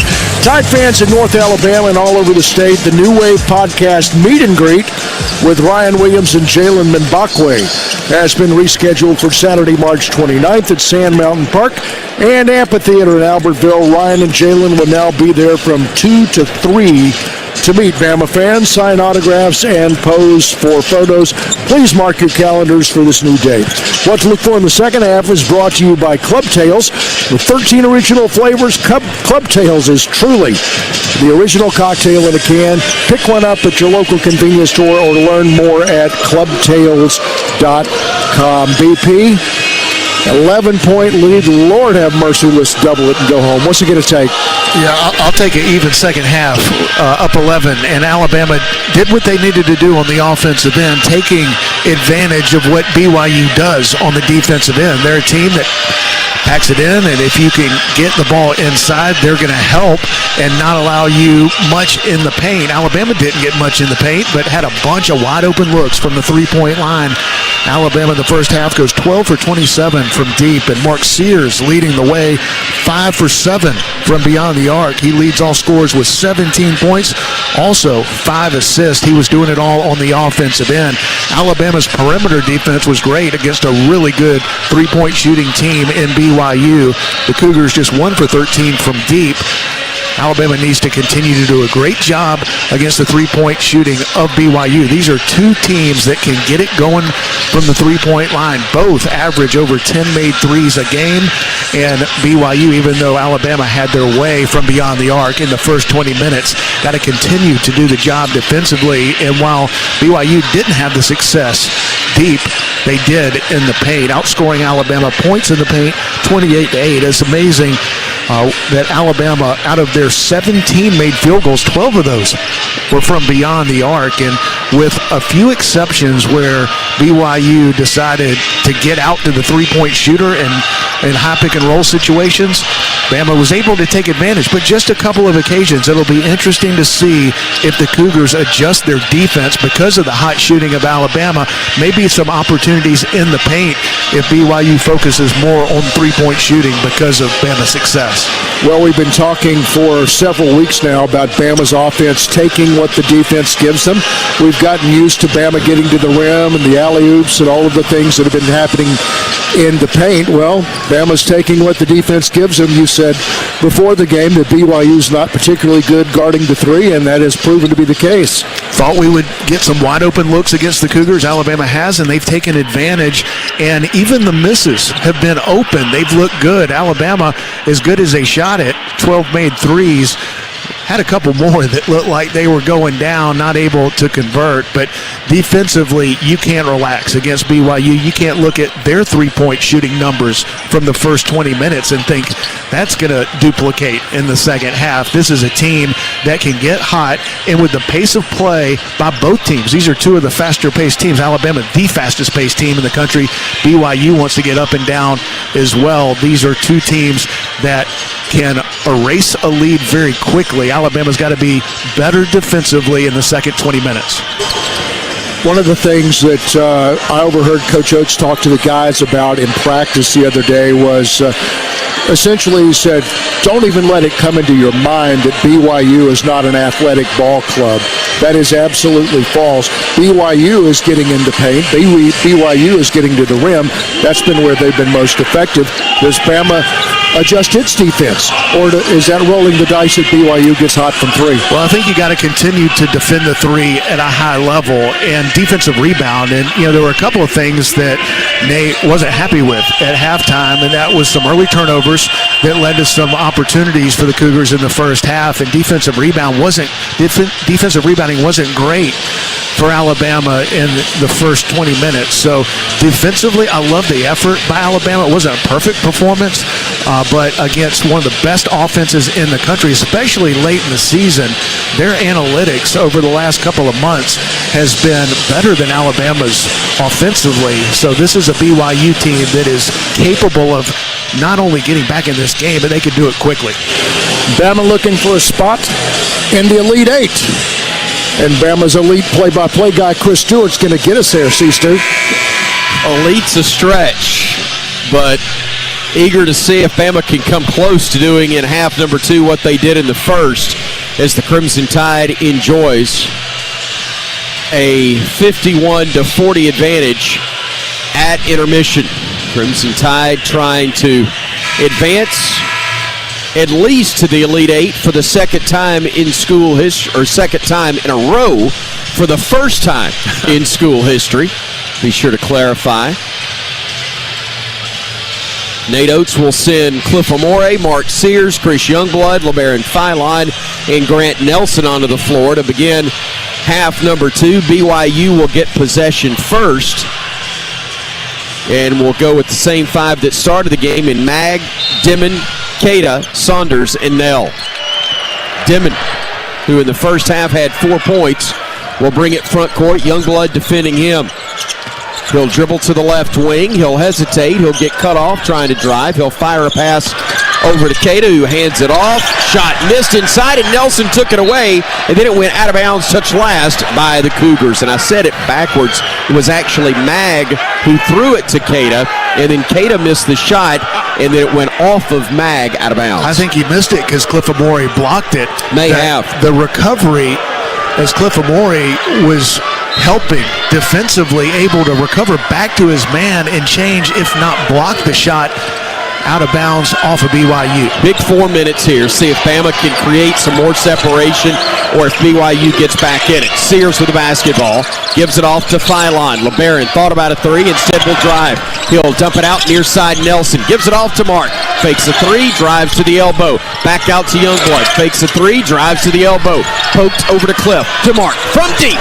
Short. Long rebound. Chris to Mark. He'll drive. He'll find Chris. He'll give it off to Grant. Thought about a 3. Will drive into the lane. Lobs it. Oh, and the dunk was missed by Cliff. He mistimed his leap, and here comes BYU. They'll drive. They'll kick it back out. They'll work it into the corner. Nell for 3. Knocks it down, and that is a huge 5-point swing right there. Or did we have something called off? Let's see. They called something on Nell. It's a technical. Wow. They called Nell for a technical foul after he made the 3. And so Mark Sears will go to the line and shoot 2. He signaled 3. I didn't see him do anything taunting. Did you? I didn't see it. But I'll take it. But the official was right there. I wasn't looking at it either. First free throw good by Sears, by the way. Yeah, missed opportunity on the offensive end. Beautiful pass from Grant Nelson to Cliff Amore, who almost always throws those down and not able to convert the dunk attempt. Alabama in transition after BYU moved the ball, got one of their best looks from 3 in this game and knocks it down. Well, we didn't get the dunk, but we did get 2 gifted free throws, thanks to Tony Padilla in charge of the Fun Police today, apparently. Yeah, and Alabama needs to take note. Yeah. That if that was a quick tee and after the 3-point shot, you got to be careful. Here's Philon on the drive. That's going to be a blocking foul call. I thought for sure they're going to call a charge right there. Instead, they call the block. That's going to be on Nell also. So he got teed up. Now he gets a blocking foul, and now suddenly he's got 3 fouls.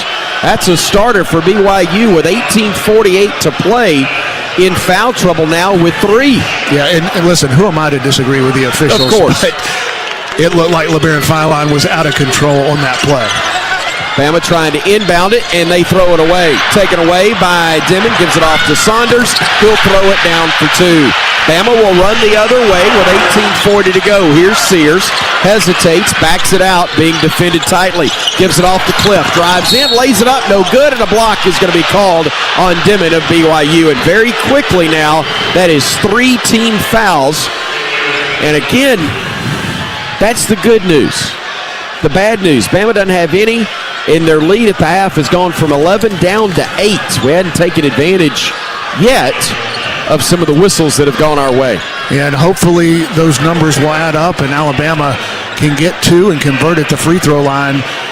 We saw Mark Sears shoot the ball extremely well in the first half. Late in the first half, he was able to find Cliff Amore on a high pick and roll, getting Cliff to the free throw line and a dunk, as they're so aware of Mark Sears and what he's done in this game from deep. Similar situation where the defense reacted to Mark. He dumps it off to Cliff Amore, almost a 3-point play opportunity, but gets to the line for 2. It's the first and the second. Big Cliff now with 6 points. He is 4 for 4 from the stripe, and the Cougars come the other way. Dimon on the drive will get to the rim. Nobody cut him off, and that was an easy layup. Here's Bama the other way. Aiden Holloway running front court. Takes it and backs it out away from a potential trap. Saunders guarding him. Cliff back to Holloway. They do double team him. He gives it off to Mark. Being hounded by Mag. Mark over to Youngblood. Catch and shoot. 3. No good. Long rebound tipped out to Mark. All alone. Bottom. In rhythm. Mark Sears so good after offensive rebound. Missed shots by the Tide. Knocks down another one. 13th made 3 of the game for Bama. Missed 3 by Dimon. Rebounded by Grant. Bounce past the Mark, and we're running. Here comes the Tide. Sears, front court. Sears off a screen. Sears looking for Cliff. Can't get it to him. To Grant. To Mark. To Grant. The lob. Cliff the flush. What beautiful passing by Alabama. First Mark Sears, the lob from Grant Nelson. Cliff this time rises up and throws it down. Kevin Young is upset as Bama commits a foul there. Youngblood with the foul, bumped into Dimon, and the Tide not upset. They are rallying. They love the way the pace is going. They love the way they're playing, shooting it, and doing everything as they again lead it by 13. That matches their biggest of the night. Alabama loves the pace. So does BYU. Alabama's got to continue getting stops, making things difficult on BYU. They've gotten some good looks here earlier in the first half. Or second half, excuse me. Cater with a basketball to Saunders. He'll put up the teardrop to the baseline, no good. Rebound tip, controlled by Cliff. Hands it off to Mark. Flips it ahead to Grant. Nelson going down the lane, lost the handle. Scramble for the loose ball, near tie-up, but Cater took it away. Now front court. It will be a foul on Mark Sears right in front of the BYU bench. And Mag is going to be the man who drew that foul. Missed opportunity. Grant Nelson with a beautiful pass on the previous possession. BYU able to get back, get the deflection, and Alabama turns it over with numbers in the break. Cougars inbound it to Dimon. Dimon up top to Cater. Cater with a handoff, poked away, stolen by Holloway. Aiden gets it front court. Behind the back pass, Sears, deep 3, bottom. Red, smoking, hot is Alabama. Timeout, BYU. What a job by Aiden Holloway, able to get the deflection and in transition, the beautiful behind the back, no-look pass. Mark Sears from deep knocks down another 3. He's got 25, 7 for 10 from beyond the arc. Bama 14 of 31 from bank first. 3-point range. Timeout on the floor. 16:48 to go. Bama 63, BYU 47 on the Crimson Tide Sports Network from Learfield. When the game goes into overtime, but the game goes into overtime. The choice to enjoy is easy. Bud Light. Easy to drink, easy to enjoy. Enjoy responsibly. Anheuser-Busch, Bud Light Beer, St. Louis, Missouri. When the game is on the line, you want someone you can count on. At Alabama Power, we believe in consistency and having each other's back. It's our game plan to safely deliver the electricity you depend on. We give 100% to achieve 99.9% reliability. Learn how we power a better Alabama at alabamapower.com/reliable. Alabama Power is a proud supporter of the Alabama Crimson Tide.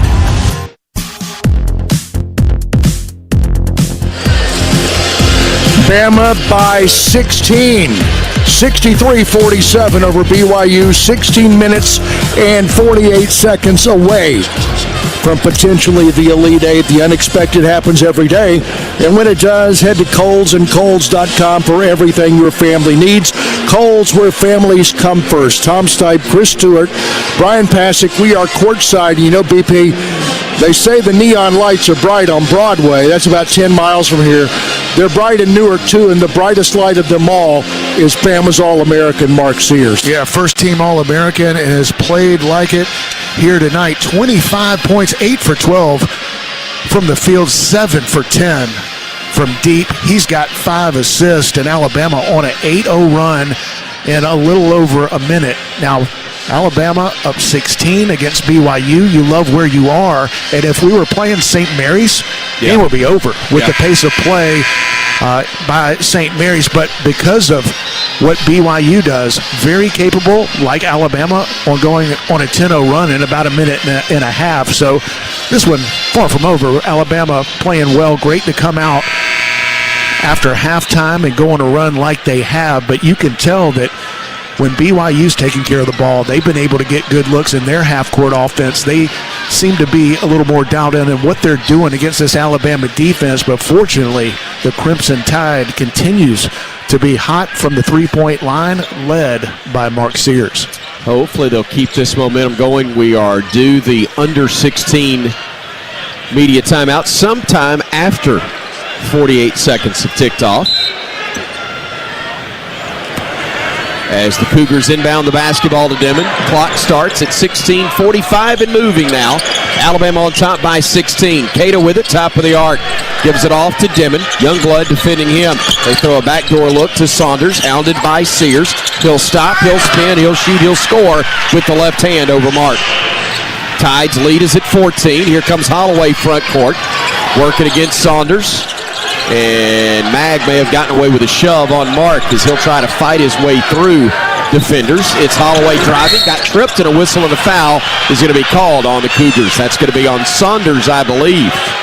And that should be his second or third. Check that, either one. Mark Sears is going to need some ice after that possession. Yeah. He was getting banged around trying to get in the lane, waiting on a screen. Had 2 or 3 BYU defenders with forearms, and Alabama didn't have a great possession going, but gets it back. Cato was the man called for the foul. That's his second. He almost got called for a third there, but Youngblood tries a three, too strong. Rebound tipped out. Grant snares it. Youngblood hands it off to Mark. Bounce pass intended for Grant. Ball gets batted around and taken away by Nell. Nell for BYU to Dimon, who drives in, count it, and he is fouled. Tough sequence there for the Tide. Pass that was a tad low for Nelson. Couldn't come up with it. BYU gets it, goes the other way, gets a bucket. They'll have an and one opportunity when we come back to Newark. 63-51. Bama on top by a dozen with 15:59 to go when we return here on the Crimson Tide Sports Network from Learfield. Each Monday night, join us for Hey Coach, presented by Alpha Insurance. Live at 6 p.m. Central from Baumhauer's Victory Grill in Tuscaloosa. We'll talk Alabama athletics with Tide coaches and players, plus take your calls. Hey Coach is available to listen to across our radio network, the Varsity Network app, as well as a video stream on all CTSN social media platforms at UA_CTSN. Hey Coach, Mondays at 6 p.m. on the Crimson Tide Sports Network. Hey there, Bob Baumhauer again, and it's time to hoop it up at Baumhauer's Victory Grill with our Slam Dunk specials. It's nothing but net with a pound of our world-famous wings. Tip it off with our party-ready trays including traditional wings, buttermilk fried chicken tenders, and hot lips to name a few. Want a cold beer with those wings? How about $7.99 pitchers of Yingling served all day, 7 days a week? Break out those brackets and bring the gang to the best watch party place in town, Baumhauer's Victory Grill, the true king of wings.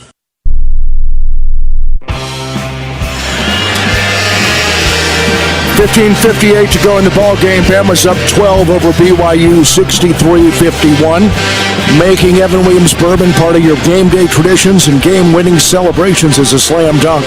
Visit evanwilliams.com to find a bottle near you. Evan Williams, Kentucky Straight Bourbon Whiskey, Bardstown, Kentucky. Think wisely, drink wisely, and Roll Tide BP. Everybody in the arena knows that Brigham Young is more than capable of getting back in this thing.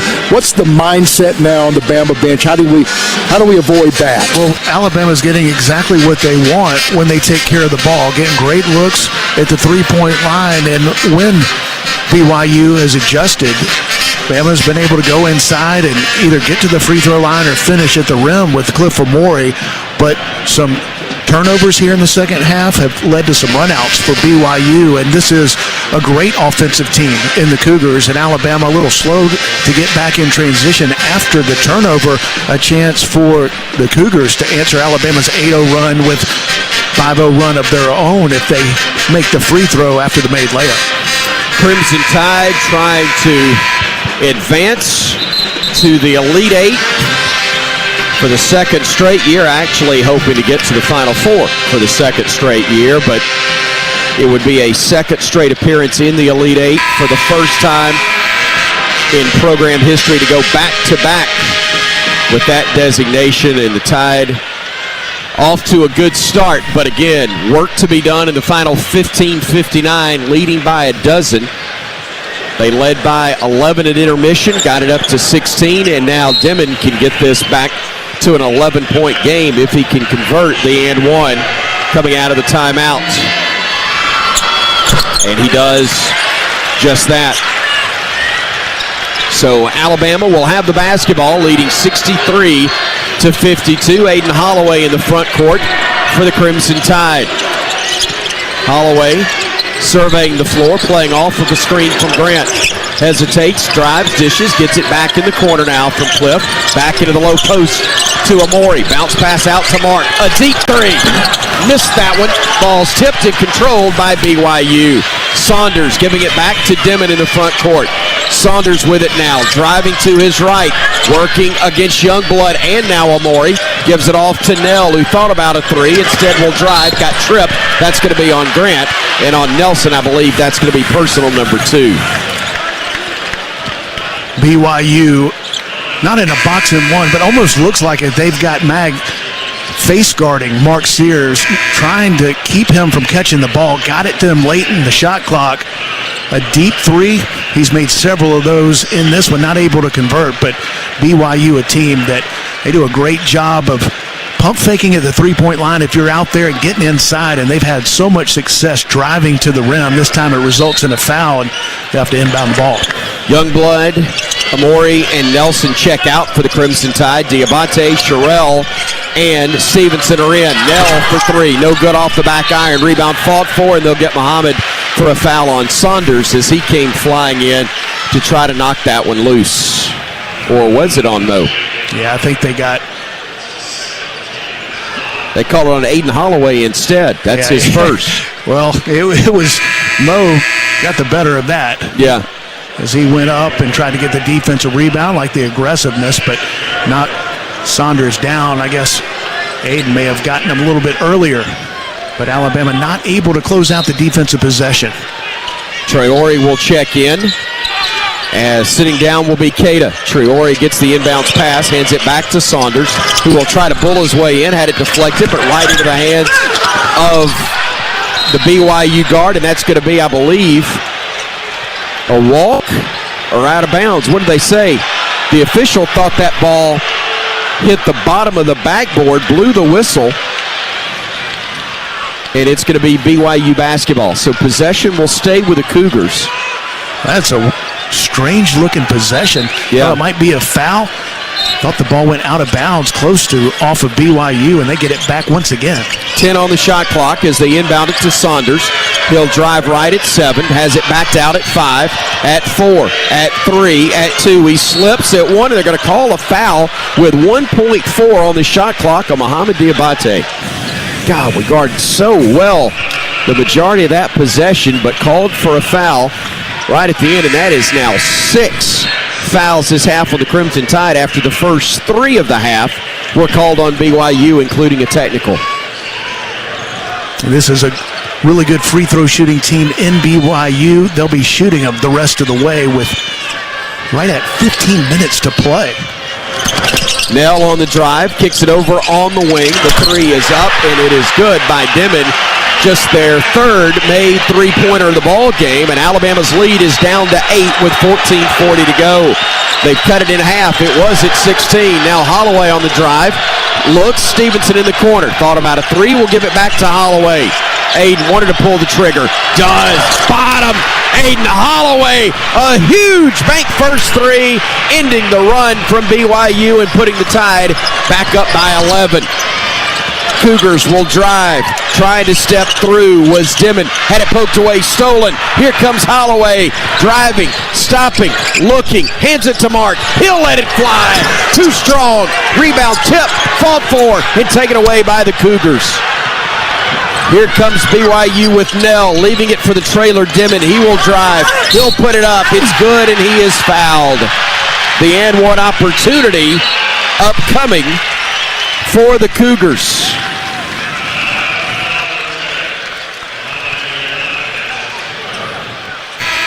And who do they call that one on? Is it on Mohamed Diabate? It is, and that'll be his third. So Sherrill will come in, or excuse me, Aiden Sherrill will check out. Diabate will come out. Darion Reed will re-enter the game along with Cliff Amore. Nate Oates trying to calm down Mohamed right now.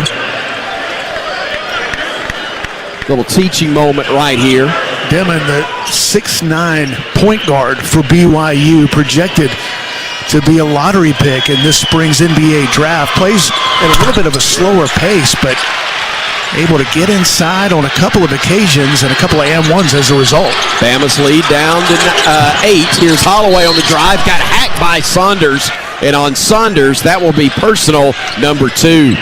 Aiden Holloway starting to assert himself offensively. Well, BYU is so keyed in on where Mark Sears is, and understandably so. Mark's got 25 in this game, and Aiden Holloway, a guy that's been able to take advantage of it. Knocked down a 3 a couple of possessions ago. This time a dribble hesitation move at the three-point line. Gets past the defender, takes the contact, and gets to the line. Rattles in the first free throw, and Aiden Holloway now joining Mark Sears in double figures. He's got 11 points for the ball game, 3 of 8 from the field, all of them from bank first three-point range. He's also made a pair of free throws. Make it 3 of those as he knocks down another. Alabama's got to put some stops together. BYU hot here in the second half. They made 4 out of their last 5, a couple of and-ones. Dimon with the basketball. Up top, gives it off to Baker, who's checked in. Baker looking as he stops at the elbow, gives it off. They trip, and they're going to call Mark Sears for a foul. Mark's given ground the entire way. Boy, Tony Padilla decided this is going to be his half to blow the whistle. He has been very active on both sides. Typically, if there's a trip, they're going to call it on the defense. But there wasn't a trip right there. The offensive player just lost his footing. Great defensive play by Mark Sears, and that is a tough one against Alabama senior. No question, because that's now his third. He's got 25 points, 5 assists, 2 steals, and now 3 fouls and has to go to the bench because Tony Padilla has gotten whistle happy.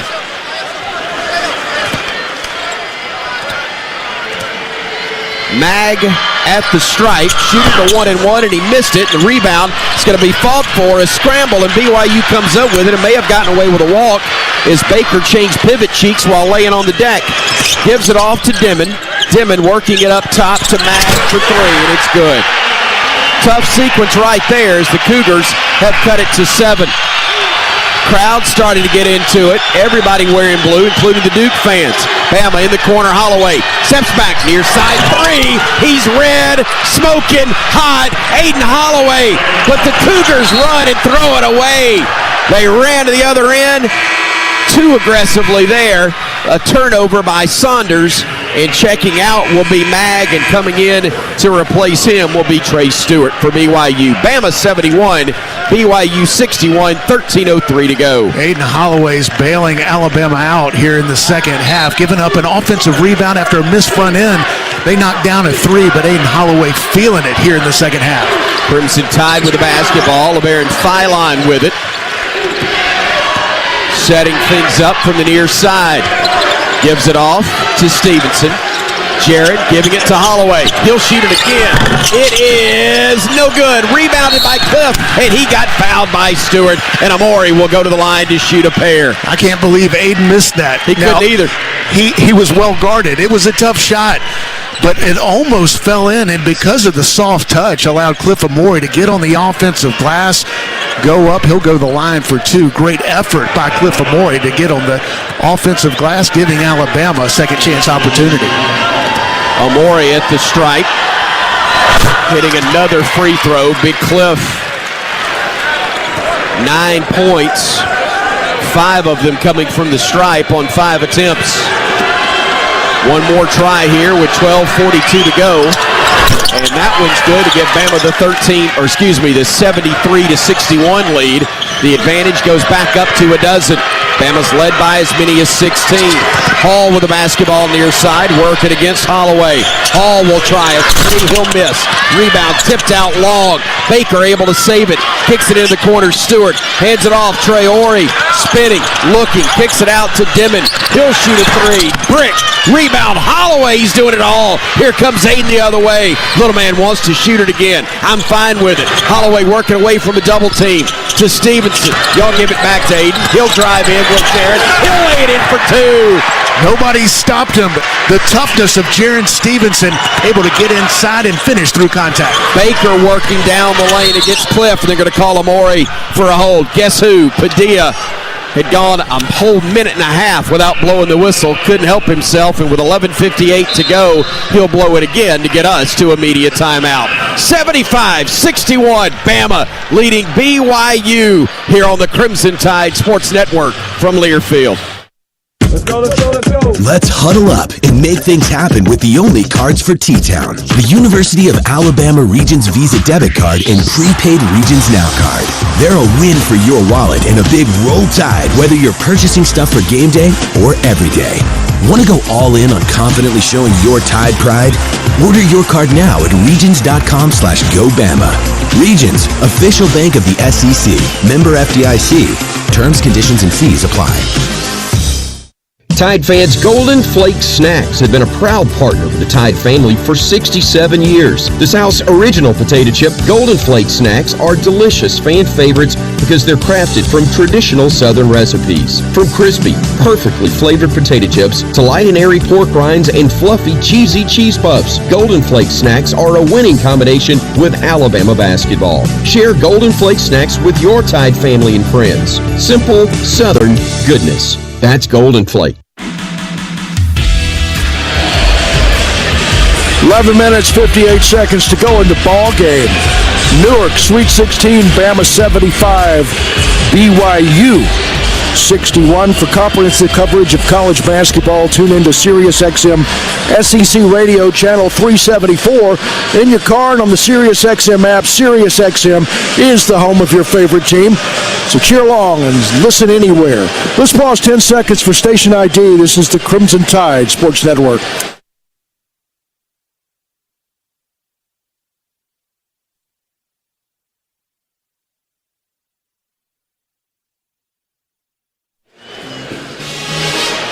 Back in Newark, Bama's up 14 BP.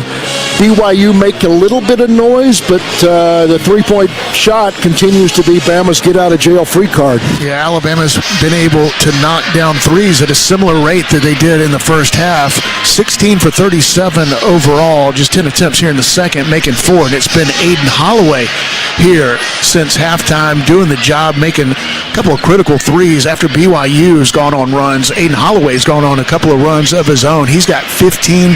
He's 4 for 10. All of his attempts coming from the three-point line. He's also gone to the free throw line 4 times, making 3. And Alabama's needed it, especially with Mark Sears on the bench.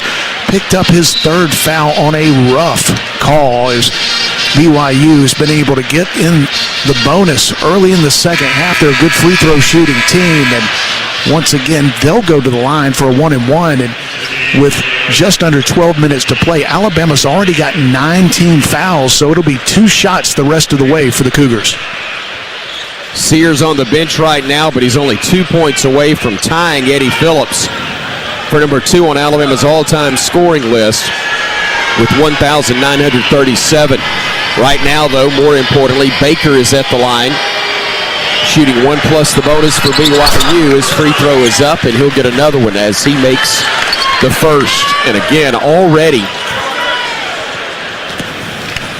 with 11:58 to go, BYU is 1 foul away from being in the double bonus. 1 foul by Alabama. They've been called for 6 in this half. Both free throws good. And the Cougars have made it a 12-point game. And a foul's going to be called in the backcourt on the Cougars. That's going to be on Stewart. And it's a 1-and-1 upcoming for us. I tell you what, I enjoyed the first half a lot. Boy, they have just decided that they're going to call this differently in the second half. And, I wonder, going back to the first, and, there was that flagrant 1 foul on that went against, or was against BYU, but it was Chris Youngblood got, I think, elbowed in the face, and they were trying to determine if that was going to be a flagrant 1 or a flagrant 2. And I wonder if, because of that, if they decided to tighten this up, because they've called it much differently since then. And you've got 2 teams that want to get up and down. And makes it worse, though, when you do that. Pylon hits the first and the second. Oh, no doubt about it. These are 2 teams that want to get up and down, and right now they are calling it ultra tight. Got to adjust as a player. Hall working against Phylon from the near wing. Plays off the screen. Weaves through traffic. Gets into the paint. Shoots it off the window. No. Rebounded Nelson. Picks it up. Pivots. Needs help. Somebody come get it. They do. Phylon running now front court. Phylon working left side. Looking. Gets it to Nelson.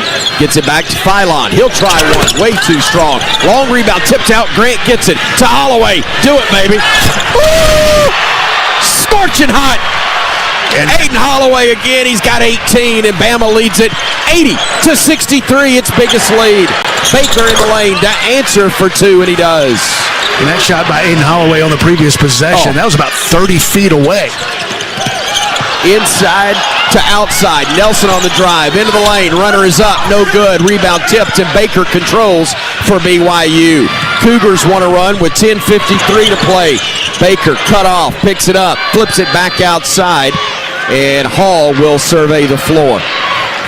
Holloway defending him. And that's going to be a foul on Aiden Holloway. Got him with 2 hands. Even though he got shoved after the fact a little more aggressively. Nate Oates has Mark Sears at the scores table. I think he's going to check in for Holloway to give him a little bit of a breather, because that's going to be Aiden's 3rd foul. Don't need him picking up a 4th anytime soon. First free throw is up, and it's good for Hall. Here comes Sears. And it's actually Phylon who's going to check out. Yeah, and not that it was good news that Mark Sears picked up his 3rd. It certainly wasn't. That maybe the benefit was to go over and get a rest. Yeah. Because he has played a lot of minutes. He's played really hard in this one, and he's been over there for the last couple of minutes. So hopefully he comes in refreshed with 10:40 to play. Here's Holloway, front court for the Crimson Tide. Gives it off to Nelson. Nope. Yep, Grant with the basketball on the wing. Drives to his right. Stops, looks, Youngblood in the corner. Dribbling away from trouble. Back to Nelson on the right wing. He will pivot. He'll hand it off to Mark. Mark over to Youngblood. Catch and shoot three. Bottom. Not only was it a great shot, he got a great pass in the perfect spot for the shooter to shoot. In rhythm and knocks it down. 10-10 to go. Leaning in Hall, and they're going to call a foul on Cliff Amore. And Alabama, an NCAA tournament record, 18 made threes, beating last year's record in the Elite Eight against the Clemson Tigers. Alabama made 16 in the most important win in Alabama basketball history in the Elite Eight to go to its first ever Final Four. And thought Alabama would get a bunch of open looks against this BYU defense. That's been the case, and they've been able to convert. Chris Youngblood with a big three on the previous possession. Hall misses the first free throw. We're only 2 away from the all-time NCAA tournament record of 20. Bama 18 of 40 for 45%.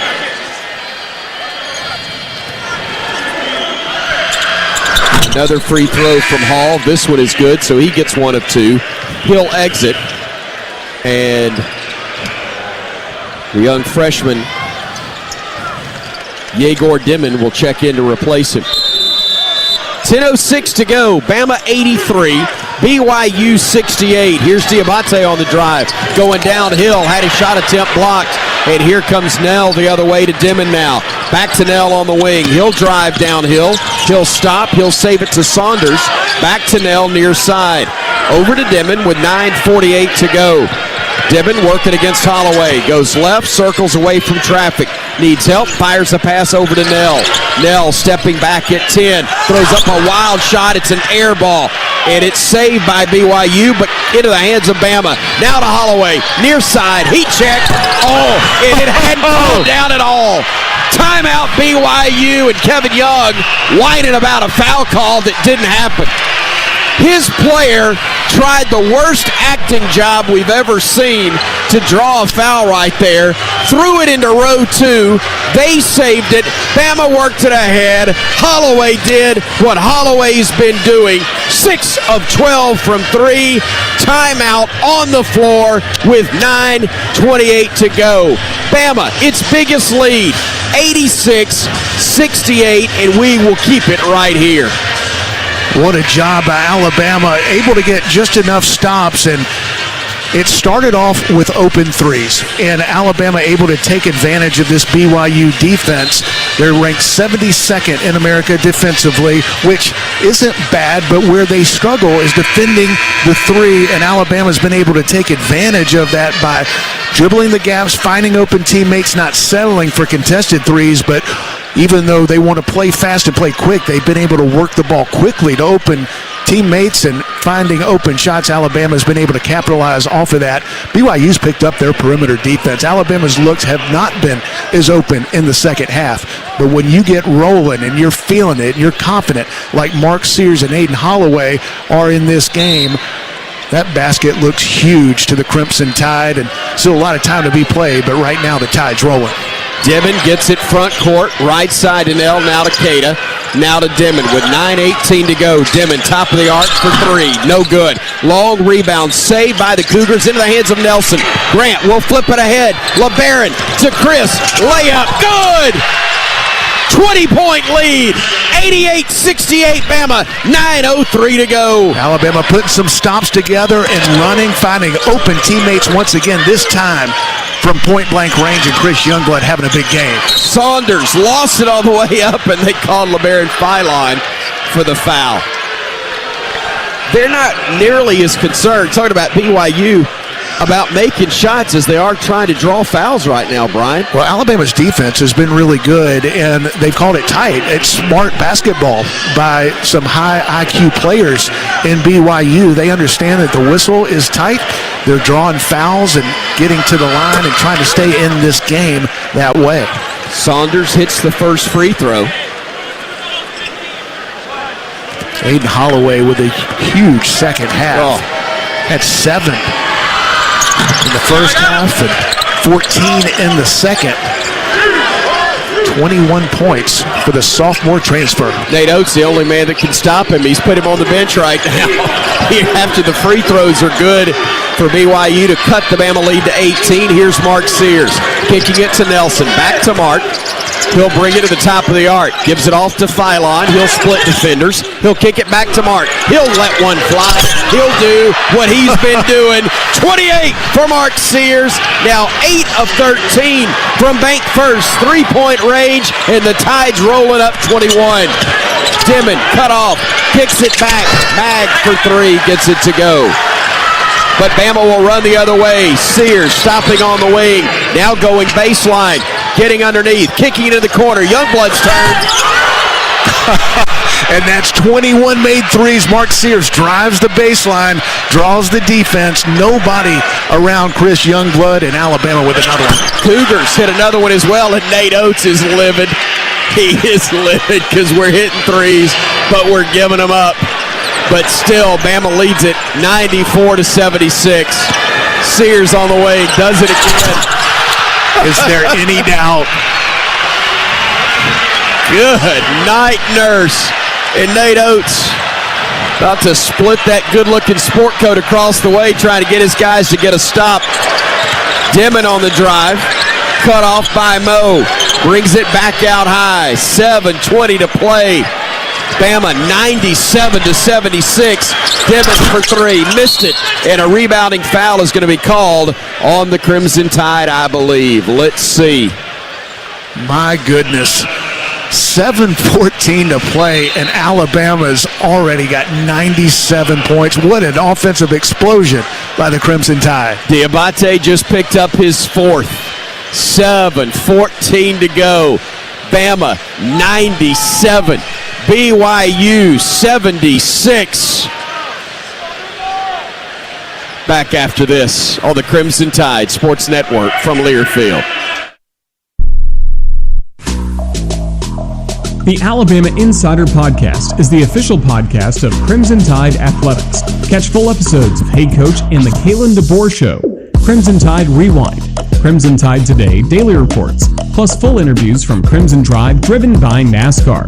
Download and subscribe to the Alabama Insider Podcast on Spotify, Apple Music, Amazon Music, and all podcast platforms. Roll Tide with the Alabama Insider Podcast.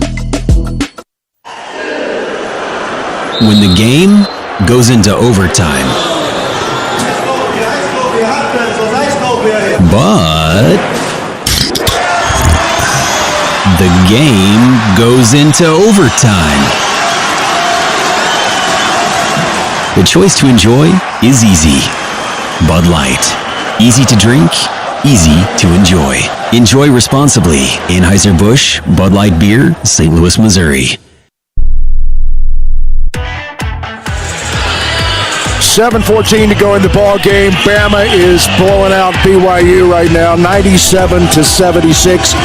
ATIX says thanks to all ticket-holding Crimson Tide fans. Visit AAATix.com to find your tickets to just about anything. I'm going to ad-lib this now. There are 4 airports in New York, people. If you're listening to me from anywhere except New Jersey, Newark, JFK, LaGuardia, and Islip will get you up here. Blow up ATIX. The website, AAATix.com. The phone number, call them. Get here for Saturday. We need you in this building. BP. If I can interject. if we can finish this off. Thank you. Listen, yes. There's 7:14 to play. I'm ready to go. 2 of the best offenses in the country. One of them so far has looked like it. Alabama with an NCAA tournament record, 21 made threes. You got to go back to Loyola Marymount in the 90s. They were scoring about 140 in NCAA tournament games. They had 21. Alabama now with 22. What an offensive performance. What a performance from the three-point line. And listen, we talked about it all week. Alabama with only 13 made threes in its first 2 games against Robert Morris and St. Mary's. Give both of those teams credit. They did a great job defensively, limiting attempts by Alabama, but we knew that the way BYU defends, they're going to help. You're going to have an opportunity to get in the gaps knowing that help is coming. They don't tend to stay on the three-point shooters like some teams do defensively. I thought Alabama was going to get a bunch of open looks here tonight. Would they fall? So far, the answer, absolutely yes. Incredible performance offensively by the Crimson Tide. 97-76 with 7:14 to go, and the Cougars miss a free throw. Keita is the one at the line, and he missed the first. If you're curious, school record in an NCAA tournament is 109 points. Did that last year against College of Charleston. Free throw up and good, so 1 of 2 for the Cougars. Keita able to get it to drop. Yeah, this is not the College of Charleston. This is one of the best teams out of the Big 12, and Alabama has been so good on the offensive end. Sears with a basketball, surveying the floor, goes to his left, backs it out to the timeline, working off of a screen that was slipped. Youngblood now back to Mark. He'll go to his right, he'll go left. 6 to shoot. Cliff will drive play, and he missed the dunk with the left hand. It was wide open, but he missed it, and Mag will control it for BYU. He tried to take it down from his ankles and throw it down. Mark I like this one, though. Will throw the lob to Cliff. He caught it. He kicked it back to Mark. Shoots a 3. That's better. And that's a better shot for us tonight. And that counts more. It does. Cliff Amore with a beautiful pass out to Mark Sears for the Crimson Tide's 23rd made 3 of the game. And 100 for Bama. 100-77 with 6:15 to go. They may call Pete on us for what we're doing to Cougars here. Driving, shooting the runner, and knocking it in is Saunders with 6:05 to go, cutting the Alabama lead to 21. Mark Sears with 9 made 3s himself, 9 for 14 from deep. He's having quite the ball game. In my understatement of the night. Whistle away from the ball. They're going to call a foul on Chris Youngblood, and that'll be his 4th. And did I mention watching Mark in warm-ups? Yeah. He was not on. Yeah. I watch Mark shoot a lot, and there are many times where you watch him over the course of a 20-30 minute warm-up before the game, and the net barely moves. He rarely misses. He was not on fire from 3 in warm-ups, for a flagrant foul, which obviously doesn't translate, and I think they're going to look at it. They called Chris Youngblood with the offensive foul, and right now he's talking to the coaches, and the officials are at the monitor. Tony Padilla, who's blown the whistle on practically every call in this second half, is the man who is at the monitor reviewing it right now. And keep in mind, Chris Youngblood was the recipient of a flagrant 1 in the first half. And not the call, the hit. He was the recipient of exactly. being hit. Yeah, thank you for clarifying. The call on the floor stands, common foul. And since then, they've called this game much tighter. They debated whether or not it was going to be a flagrant 2. They ended up going with a flagrant 1. And they've called this much tighter in the second half, but fortunately, Alabama, we thought they were on fire in the first half. Yeah. That's nothing compared to what we've seen here in the second. Look, we still got 5:48 to go. BYU's a great team. Bad stuff can happen. We know that. All I know is it's mostly blue in here now as the Duke fans have joined the BYU faithful, and it's rather quiet. The BYU fans have nothing to be excited about at the moment, and the Duke fans are going, huh. So here's BYU bringing it front court. They'll work it left side, getting it to Baker. Now up top to Hall. Back to Baker, top of the arc. He'll drive, he'll stop, he'll kick the ball away short. Nelson with another rebound for Alabama. That's his 9th. Front court with it is Sears. Mark on the drive, kicks in the corner. Jarrett for 3, too strong.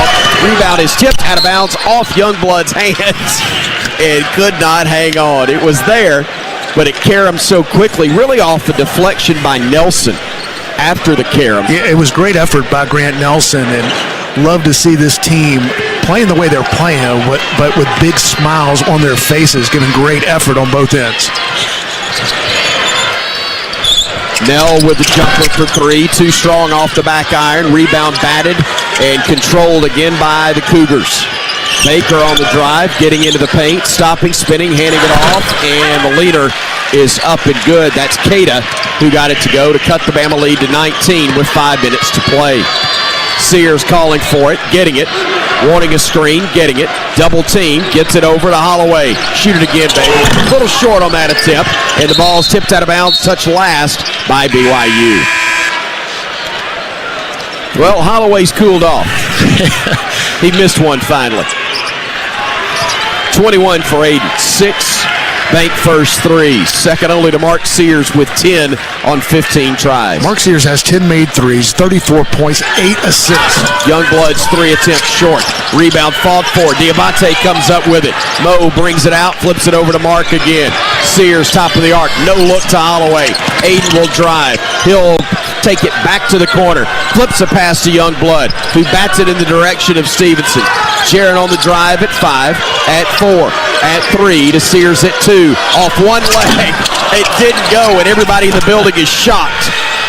He almost got a one-footed 3 to go from the corner. Deflects it on the defensive end, out of bounds. Good hands by Mark. Getting back, and possession will stay with BYU. Alabama's got 100 in the Sweet 16 against a good team in BYU, and hasn't scored almost 2.5 minutes on a little bit of a scoring drought. Well, 15 seconds would have been a scoring drought based on what they've been doing. Mark gets a breather before the under 4 media timeout. LeBaron Philon comes in to replace him for the Tide. And boy, the Bama faithful giving Mark the response he deserves. Cougars inbounded out high to Cada, now to Baker. 18 to shoot. Baker off of a screen, tries the 3. Gets up, it's a brick. Long rebound fought for. Hall has it, gets it inside Cada, throws it down for 2. 17-point game with 3:57 to go. Want to finish with momentum. Got another ball game to play on Saturday. This one looks good, but you want to finish strong. Don't want it to get dicey, and you want to carry that momentum into Saturday's game, we hope, against Duke or Arizona. Driving, dishing, Youngblood for 3 more. Does it again. Tell you what, he's the quiet one in the group. He's only 5 of 11 from 3. And Alabama's done it with the dribble drive. This time LeBaron Philon sucked in the defense. Chris Youngblood with a rhythm 3 in the corner for Alabama's 24th made 3 of the game. Foul on Stevenson brings us to the 3-minute, 24-second mark and our final media timeout. How about this? Alabama with 21 made 3-point baskets from Holloway, Youngblood, and Sears is the NCAA record. But they've gotten 3 more than that from teammates. 24 total for the Tide. A record indeed. And 324 away from its second consecutive Elite 8. 103-83. Bama over Brigham Young on the Crimson Tide Sports Network from Learfield. Don't let pests invade your home this season. Give them the full court press by calling Cook's Pest Control. Cook's proven pest control methods and Centricron termite control system protect your home from unwanted pests and are backed by a 110% guarantee. Nobody is more thorough, courteous, or on time, except maybe me, Mark Sears. Trust Cook's Pest Control, the South's most trusted name in pest control for over 90 years. Looky, looky, looky, here comes Cookie, Cook's Pest Control. At Red Diamond, we know that there's simply nothing better than the perfect sip of fresh brewed iced tea. And we've been working hard to make sure choosing Red Diamond is always easy, with only simple ingredients: water, tea leaves, and pure cane sugar, or no sugar. We make sure our tea tastes like, well, tea. Stop by your local cooler and pick up a gallon for a perfect sip today. Red Diamond. Perfect's not easy.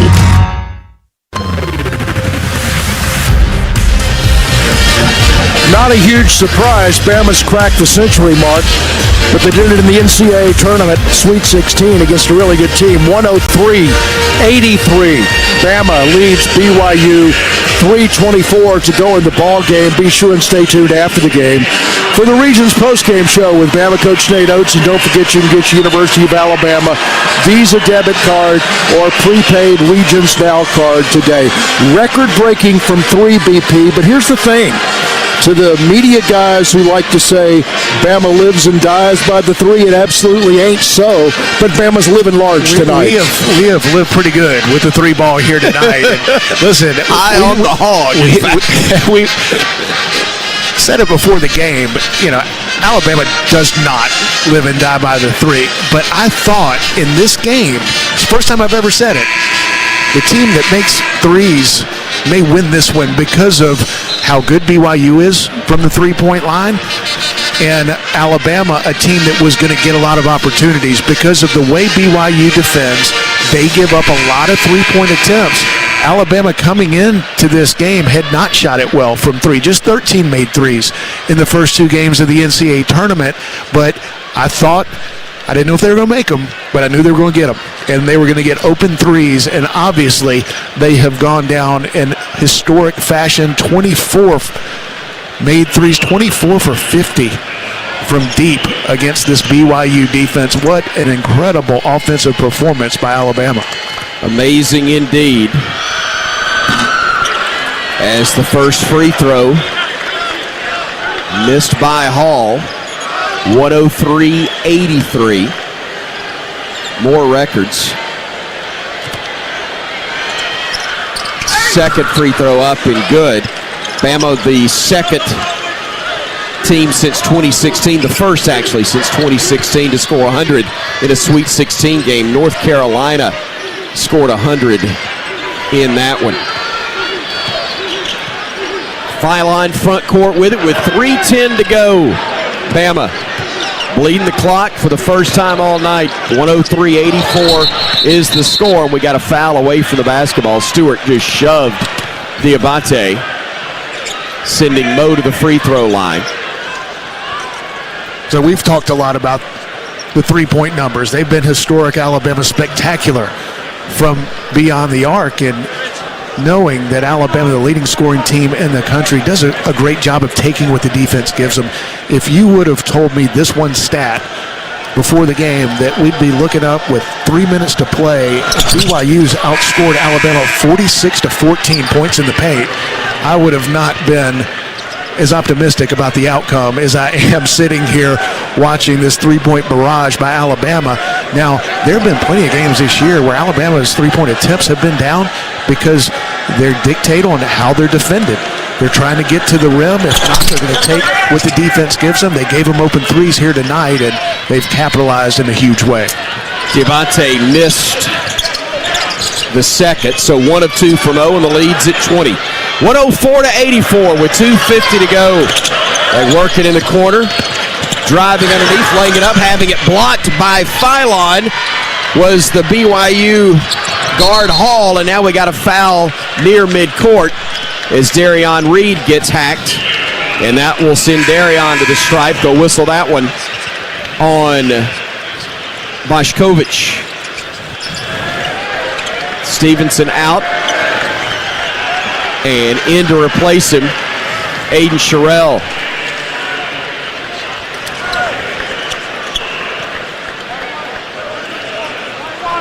Great to see Darion Reed back. He's played well in the NCAA tournament in the first 2 rounds.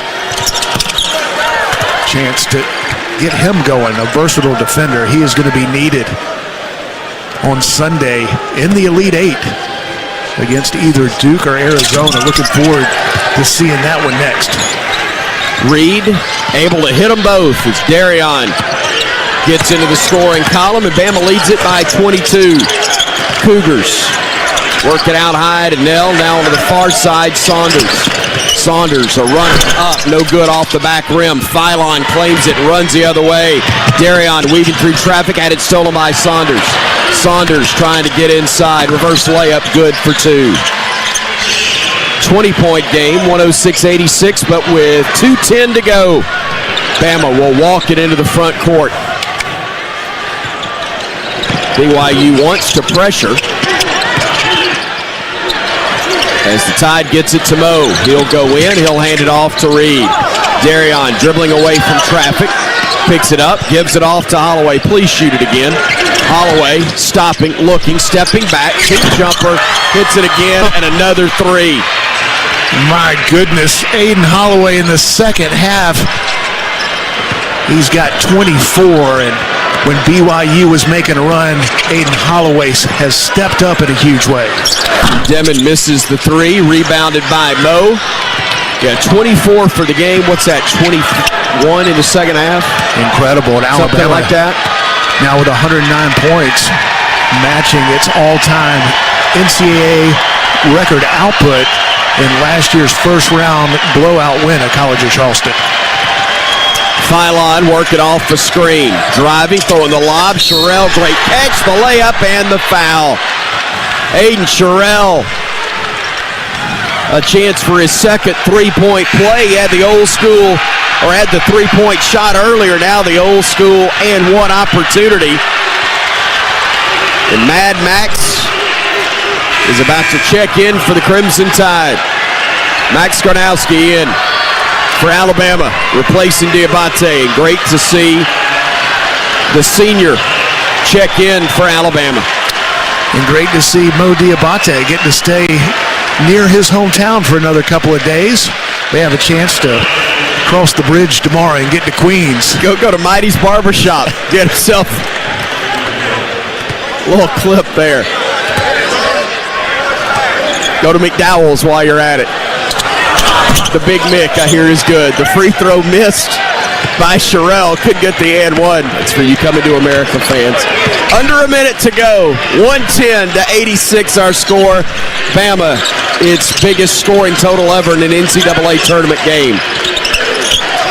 Cougars with it at the elbow. They throw it out and deflected out of bounds by Darion Reed. Nate Oates still coaching. Trying to keep the momentum going for Saturday. Well, before Nate Oates got to Tuscaloosa, there had only been one Elite Eight appearance. The 2004 team that went to Phoenix, led by Antoine Petway. And since then, Alabama's been there in back-to-back Elite Eights for the Crimson Tide. Cougars throw it down low, scoring off the window as Traore. 110-88. Nate telling Holloway to set it up, probably to run something for Max. Let's see. 17 to shoot, 23 to play. Likely our only offensive possession, or our last one, I should say. Holloway driving right, cut off, gives it off to Sherrill. Left alone for three. Icing on the cake.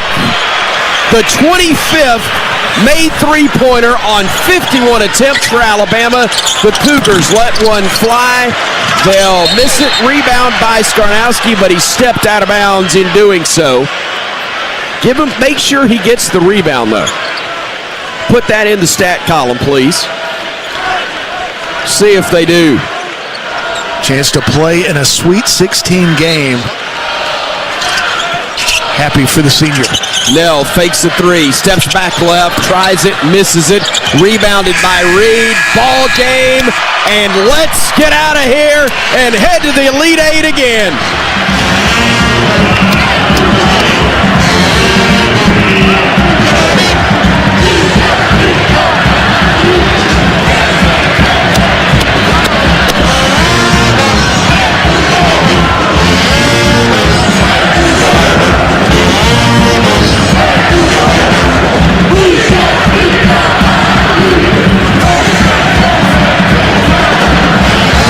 Sometimes we play the song because it's tradition. Sometimes we play it because it absolutely applies. 113-88. The Tide rolls over the Cougars of BYU. Alabama advancing to the Elite Eight for the second consecutive year, the first time that's ever happened in Alabama men's basketball history, and very hopeful that for the second straight season, the Tide will make it to a Final Four. A lot of smiles from the players and the coaches. Preston Murphy pumped. Bama assistant coach as the Tide is going to roll into a matchup Saturday against either the Cougars, or excuse me, the Wildcats of Arizona or the Blue Devils of Duke. We got another young man coming to join us here, and I'm glad we're getting him.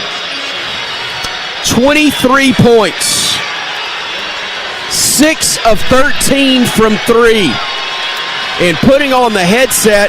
And look, I know you're touching those things. Don't melt them. You're so hot. Aiden Holloway, congratulations. Thank you. Appreciate it. Can you even come close to describing what it felt like for you in that second half? It felt good, but I'll be honest, I tried not to let the shot making and stuff get to my head. Just focus on playing hard the whole 40 minutes, well, all the time that I was in. So it felt good, though. Well, it felt good watching it. I know that. Appreciate it. So you come into this game, and as a team, you guys haven't shot it great in the NCAA tournament. Know you're capable. The way that BYU defends, you knew you were going to come in and get some opportunities from 3. What was the mindset coming in from an offensive standpoint here tonight against the Cougars? To just play for each other, get your brother some good threes. Just the way that BYU guarded us, it was a lot of opportunities to get our teammates good threes, so we made that a point of emphasis for sure. I'll tell you, I'm looking at this. They only gave you 6 threes. Apparently you had a foot on the line on that last attempt. Yeah, unbelievable. You had 4, almost 5 threes in the second half alone. But it was on the defensive end that things really flipped in the second half, wasn't it? Yes, sir. Yes, sir. And that's the main point of emphasis that we made. Was just to not make it a track meet and just impose our will defensively, really. Just not have an offensive competition. Just impose our will on defense, for sure. I know there's a bunch of teammates waiting on you in the locker room that want to congratulate you. You want to celebrate with. You've earned it. Thanks so much for the time. Congratulations. Thank you. Aiden Holloway joining us here courtside. Mark Sears, Chris Youngblood also had media obligations. Look, the win's great.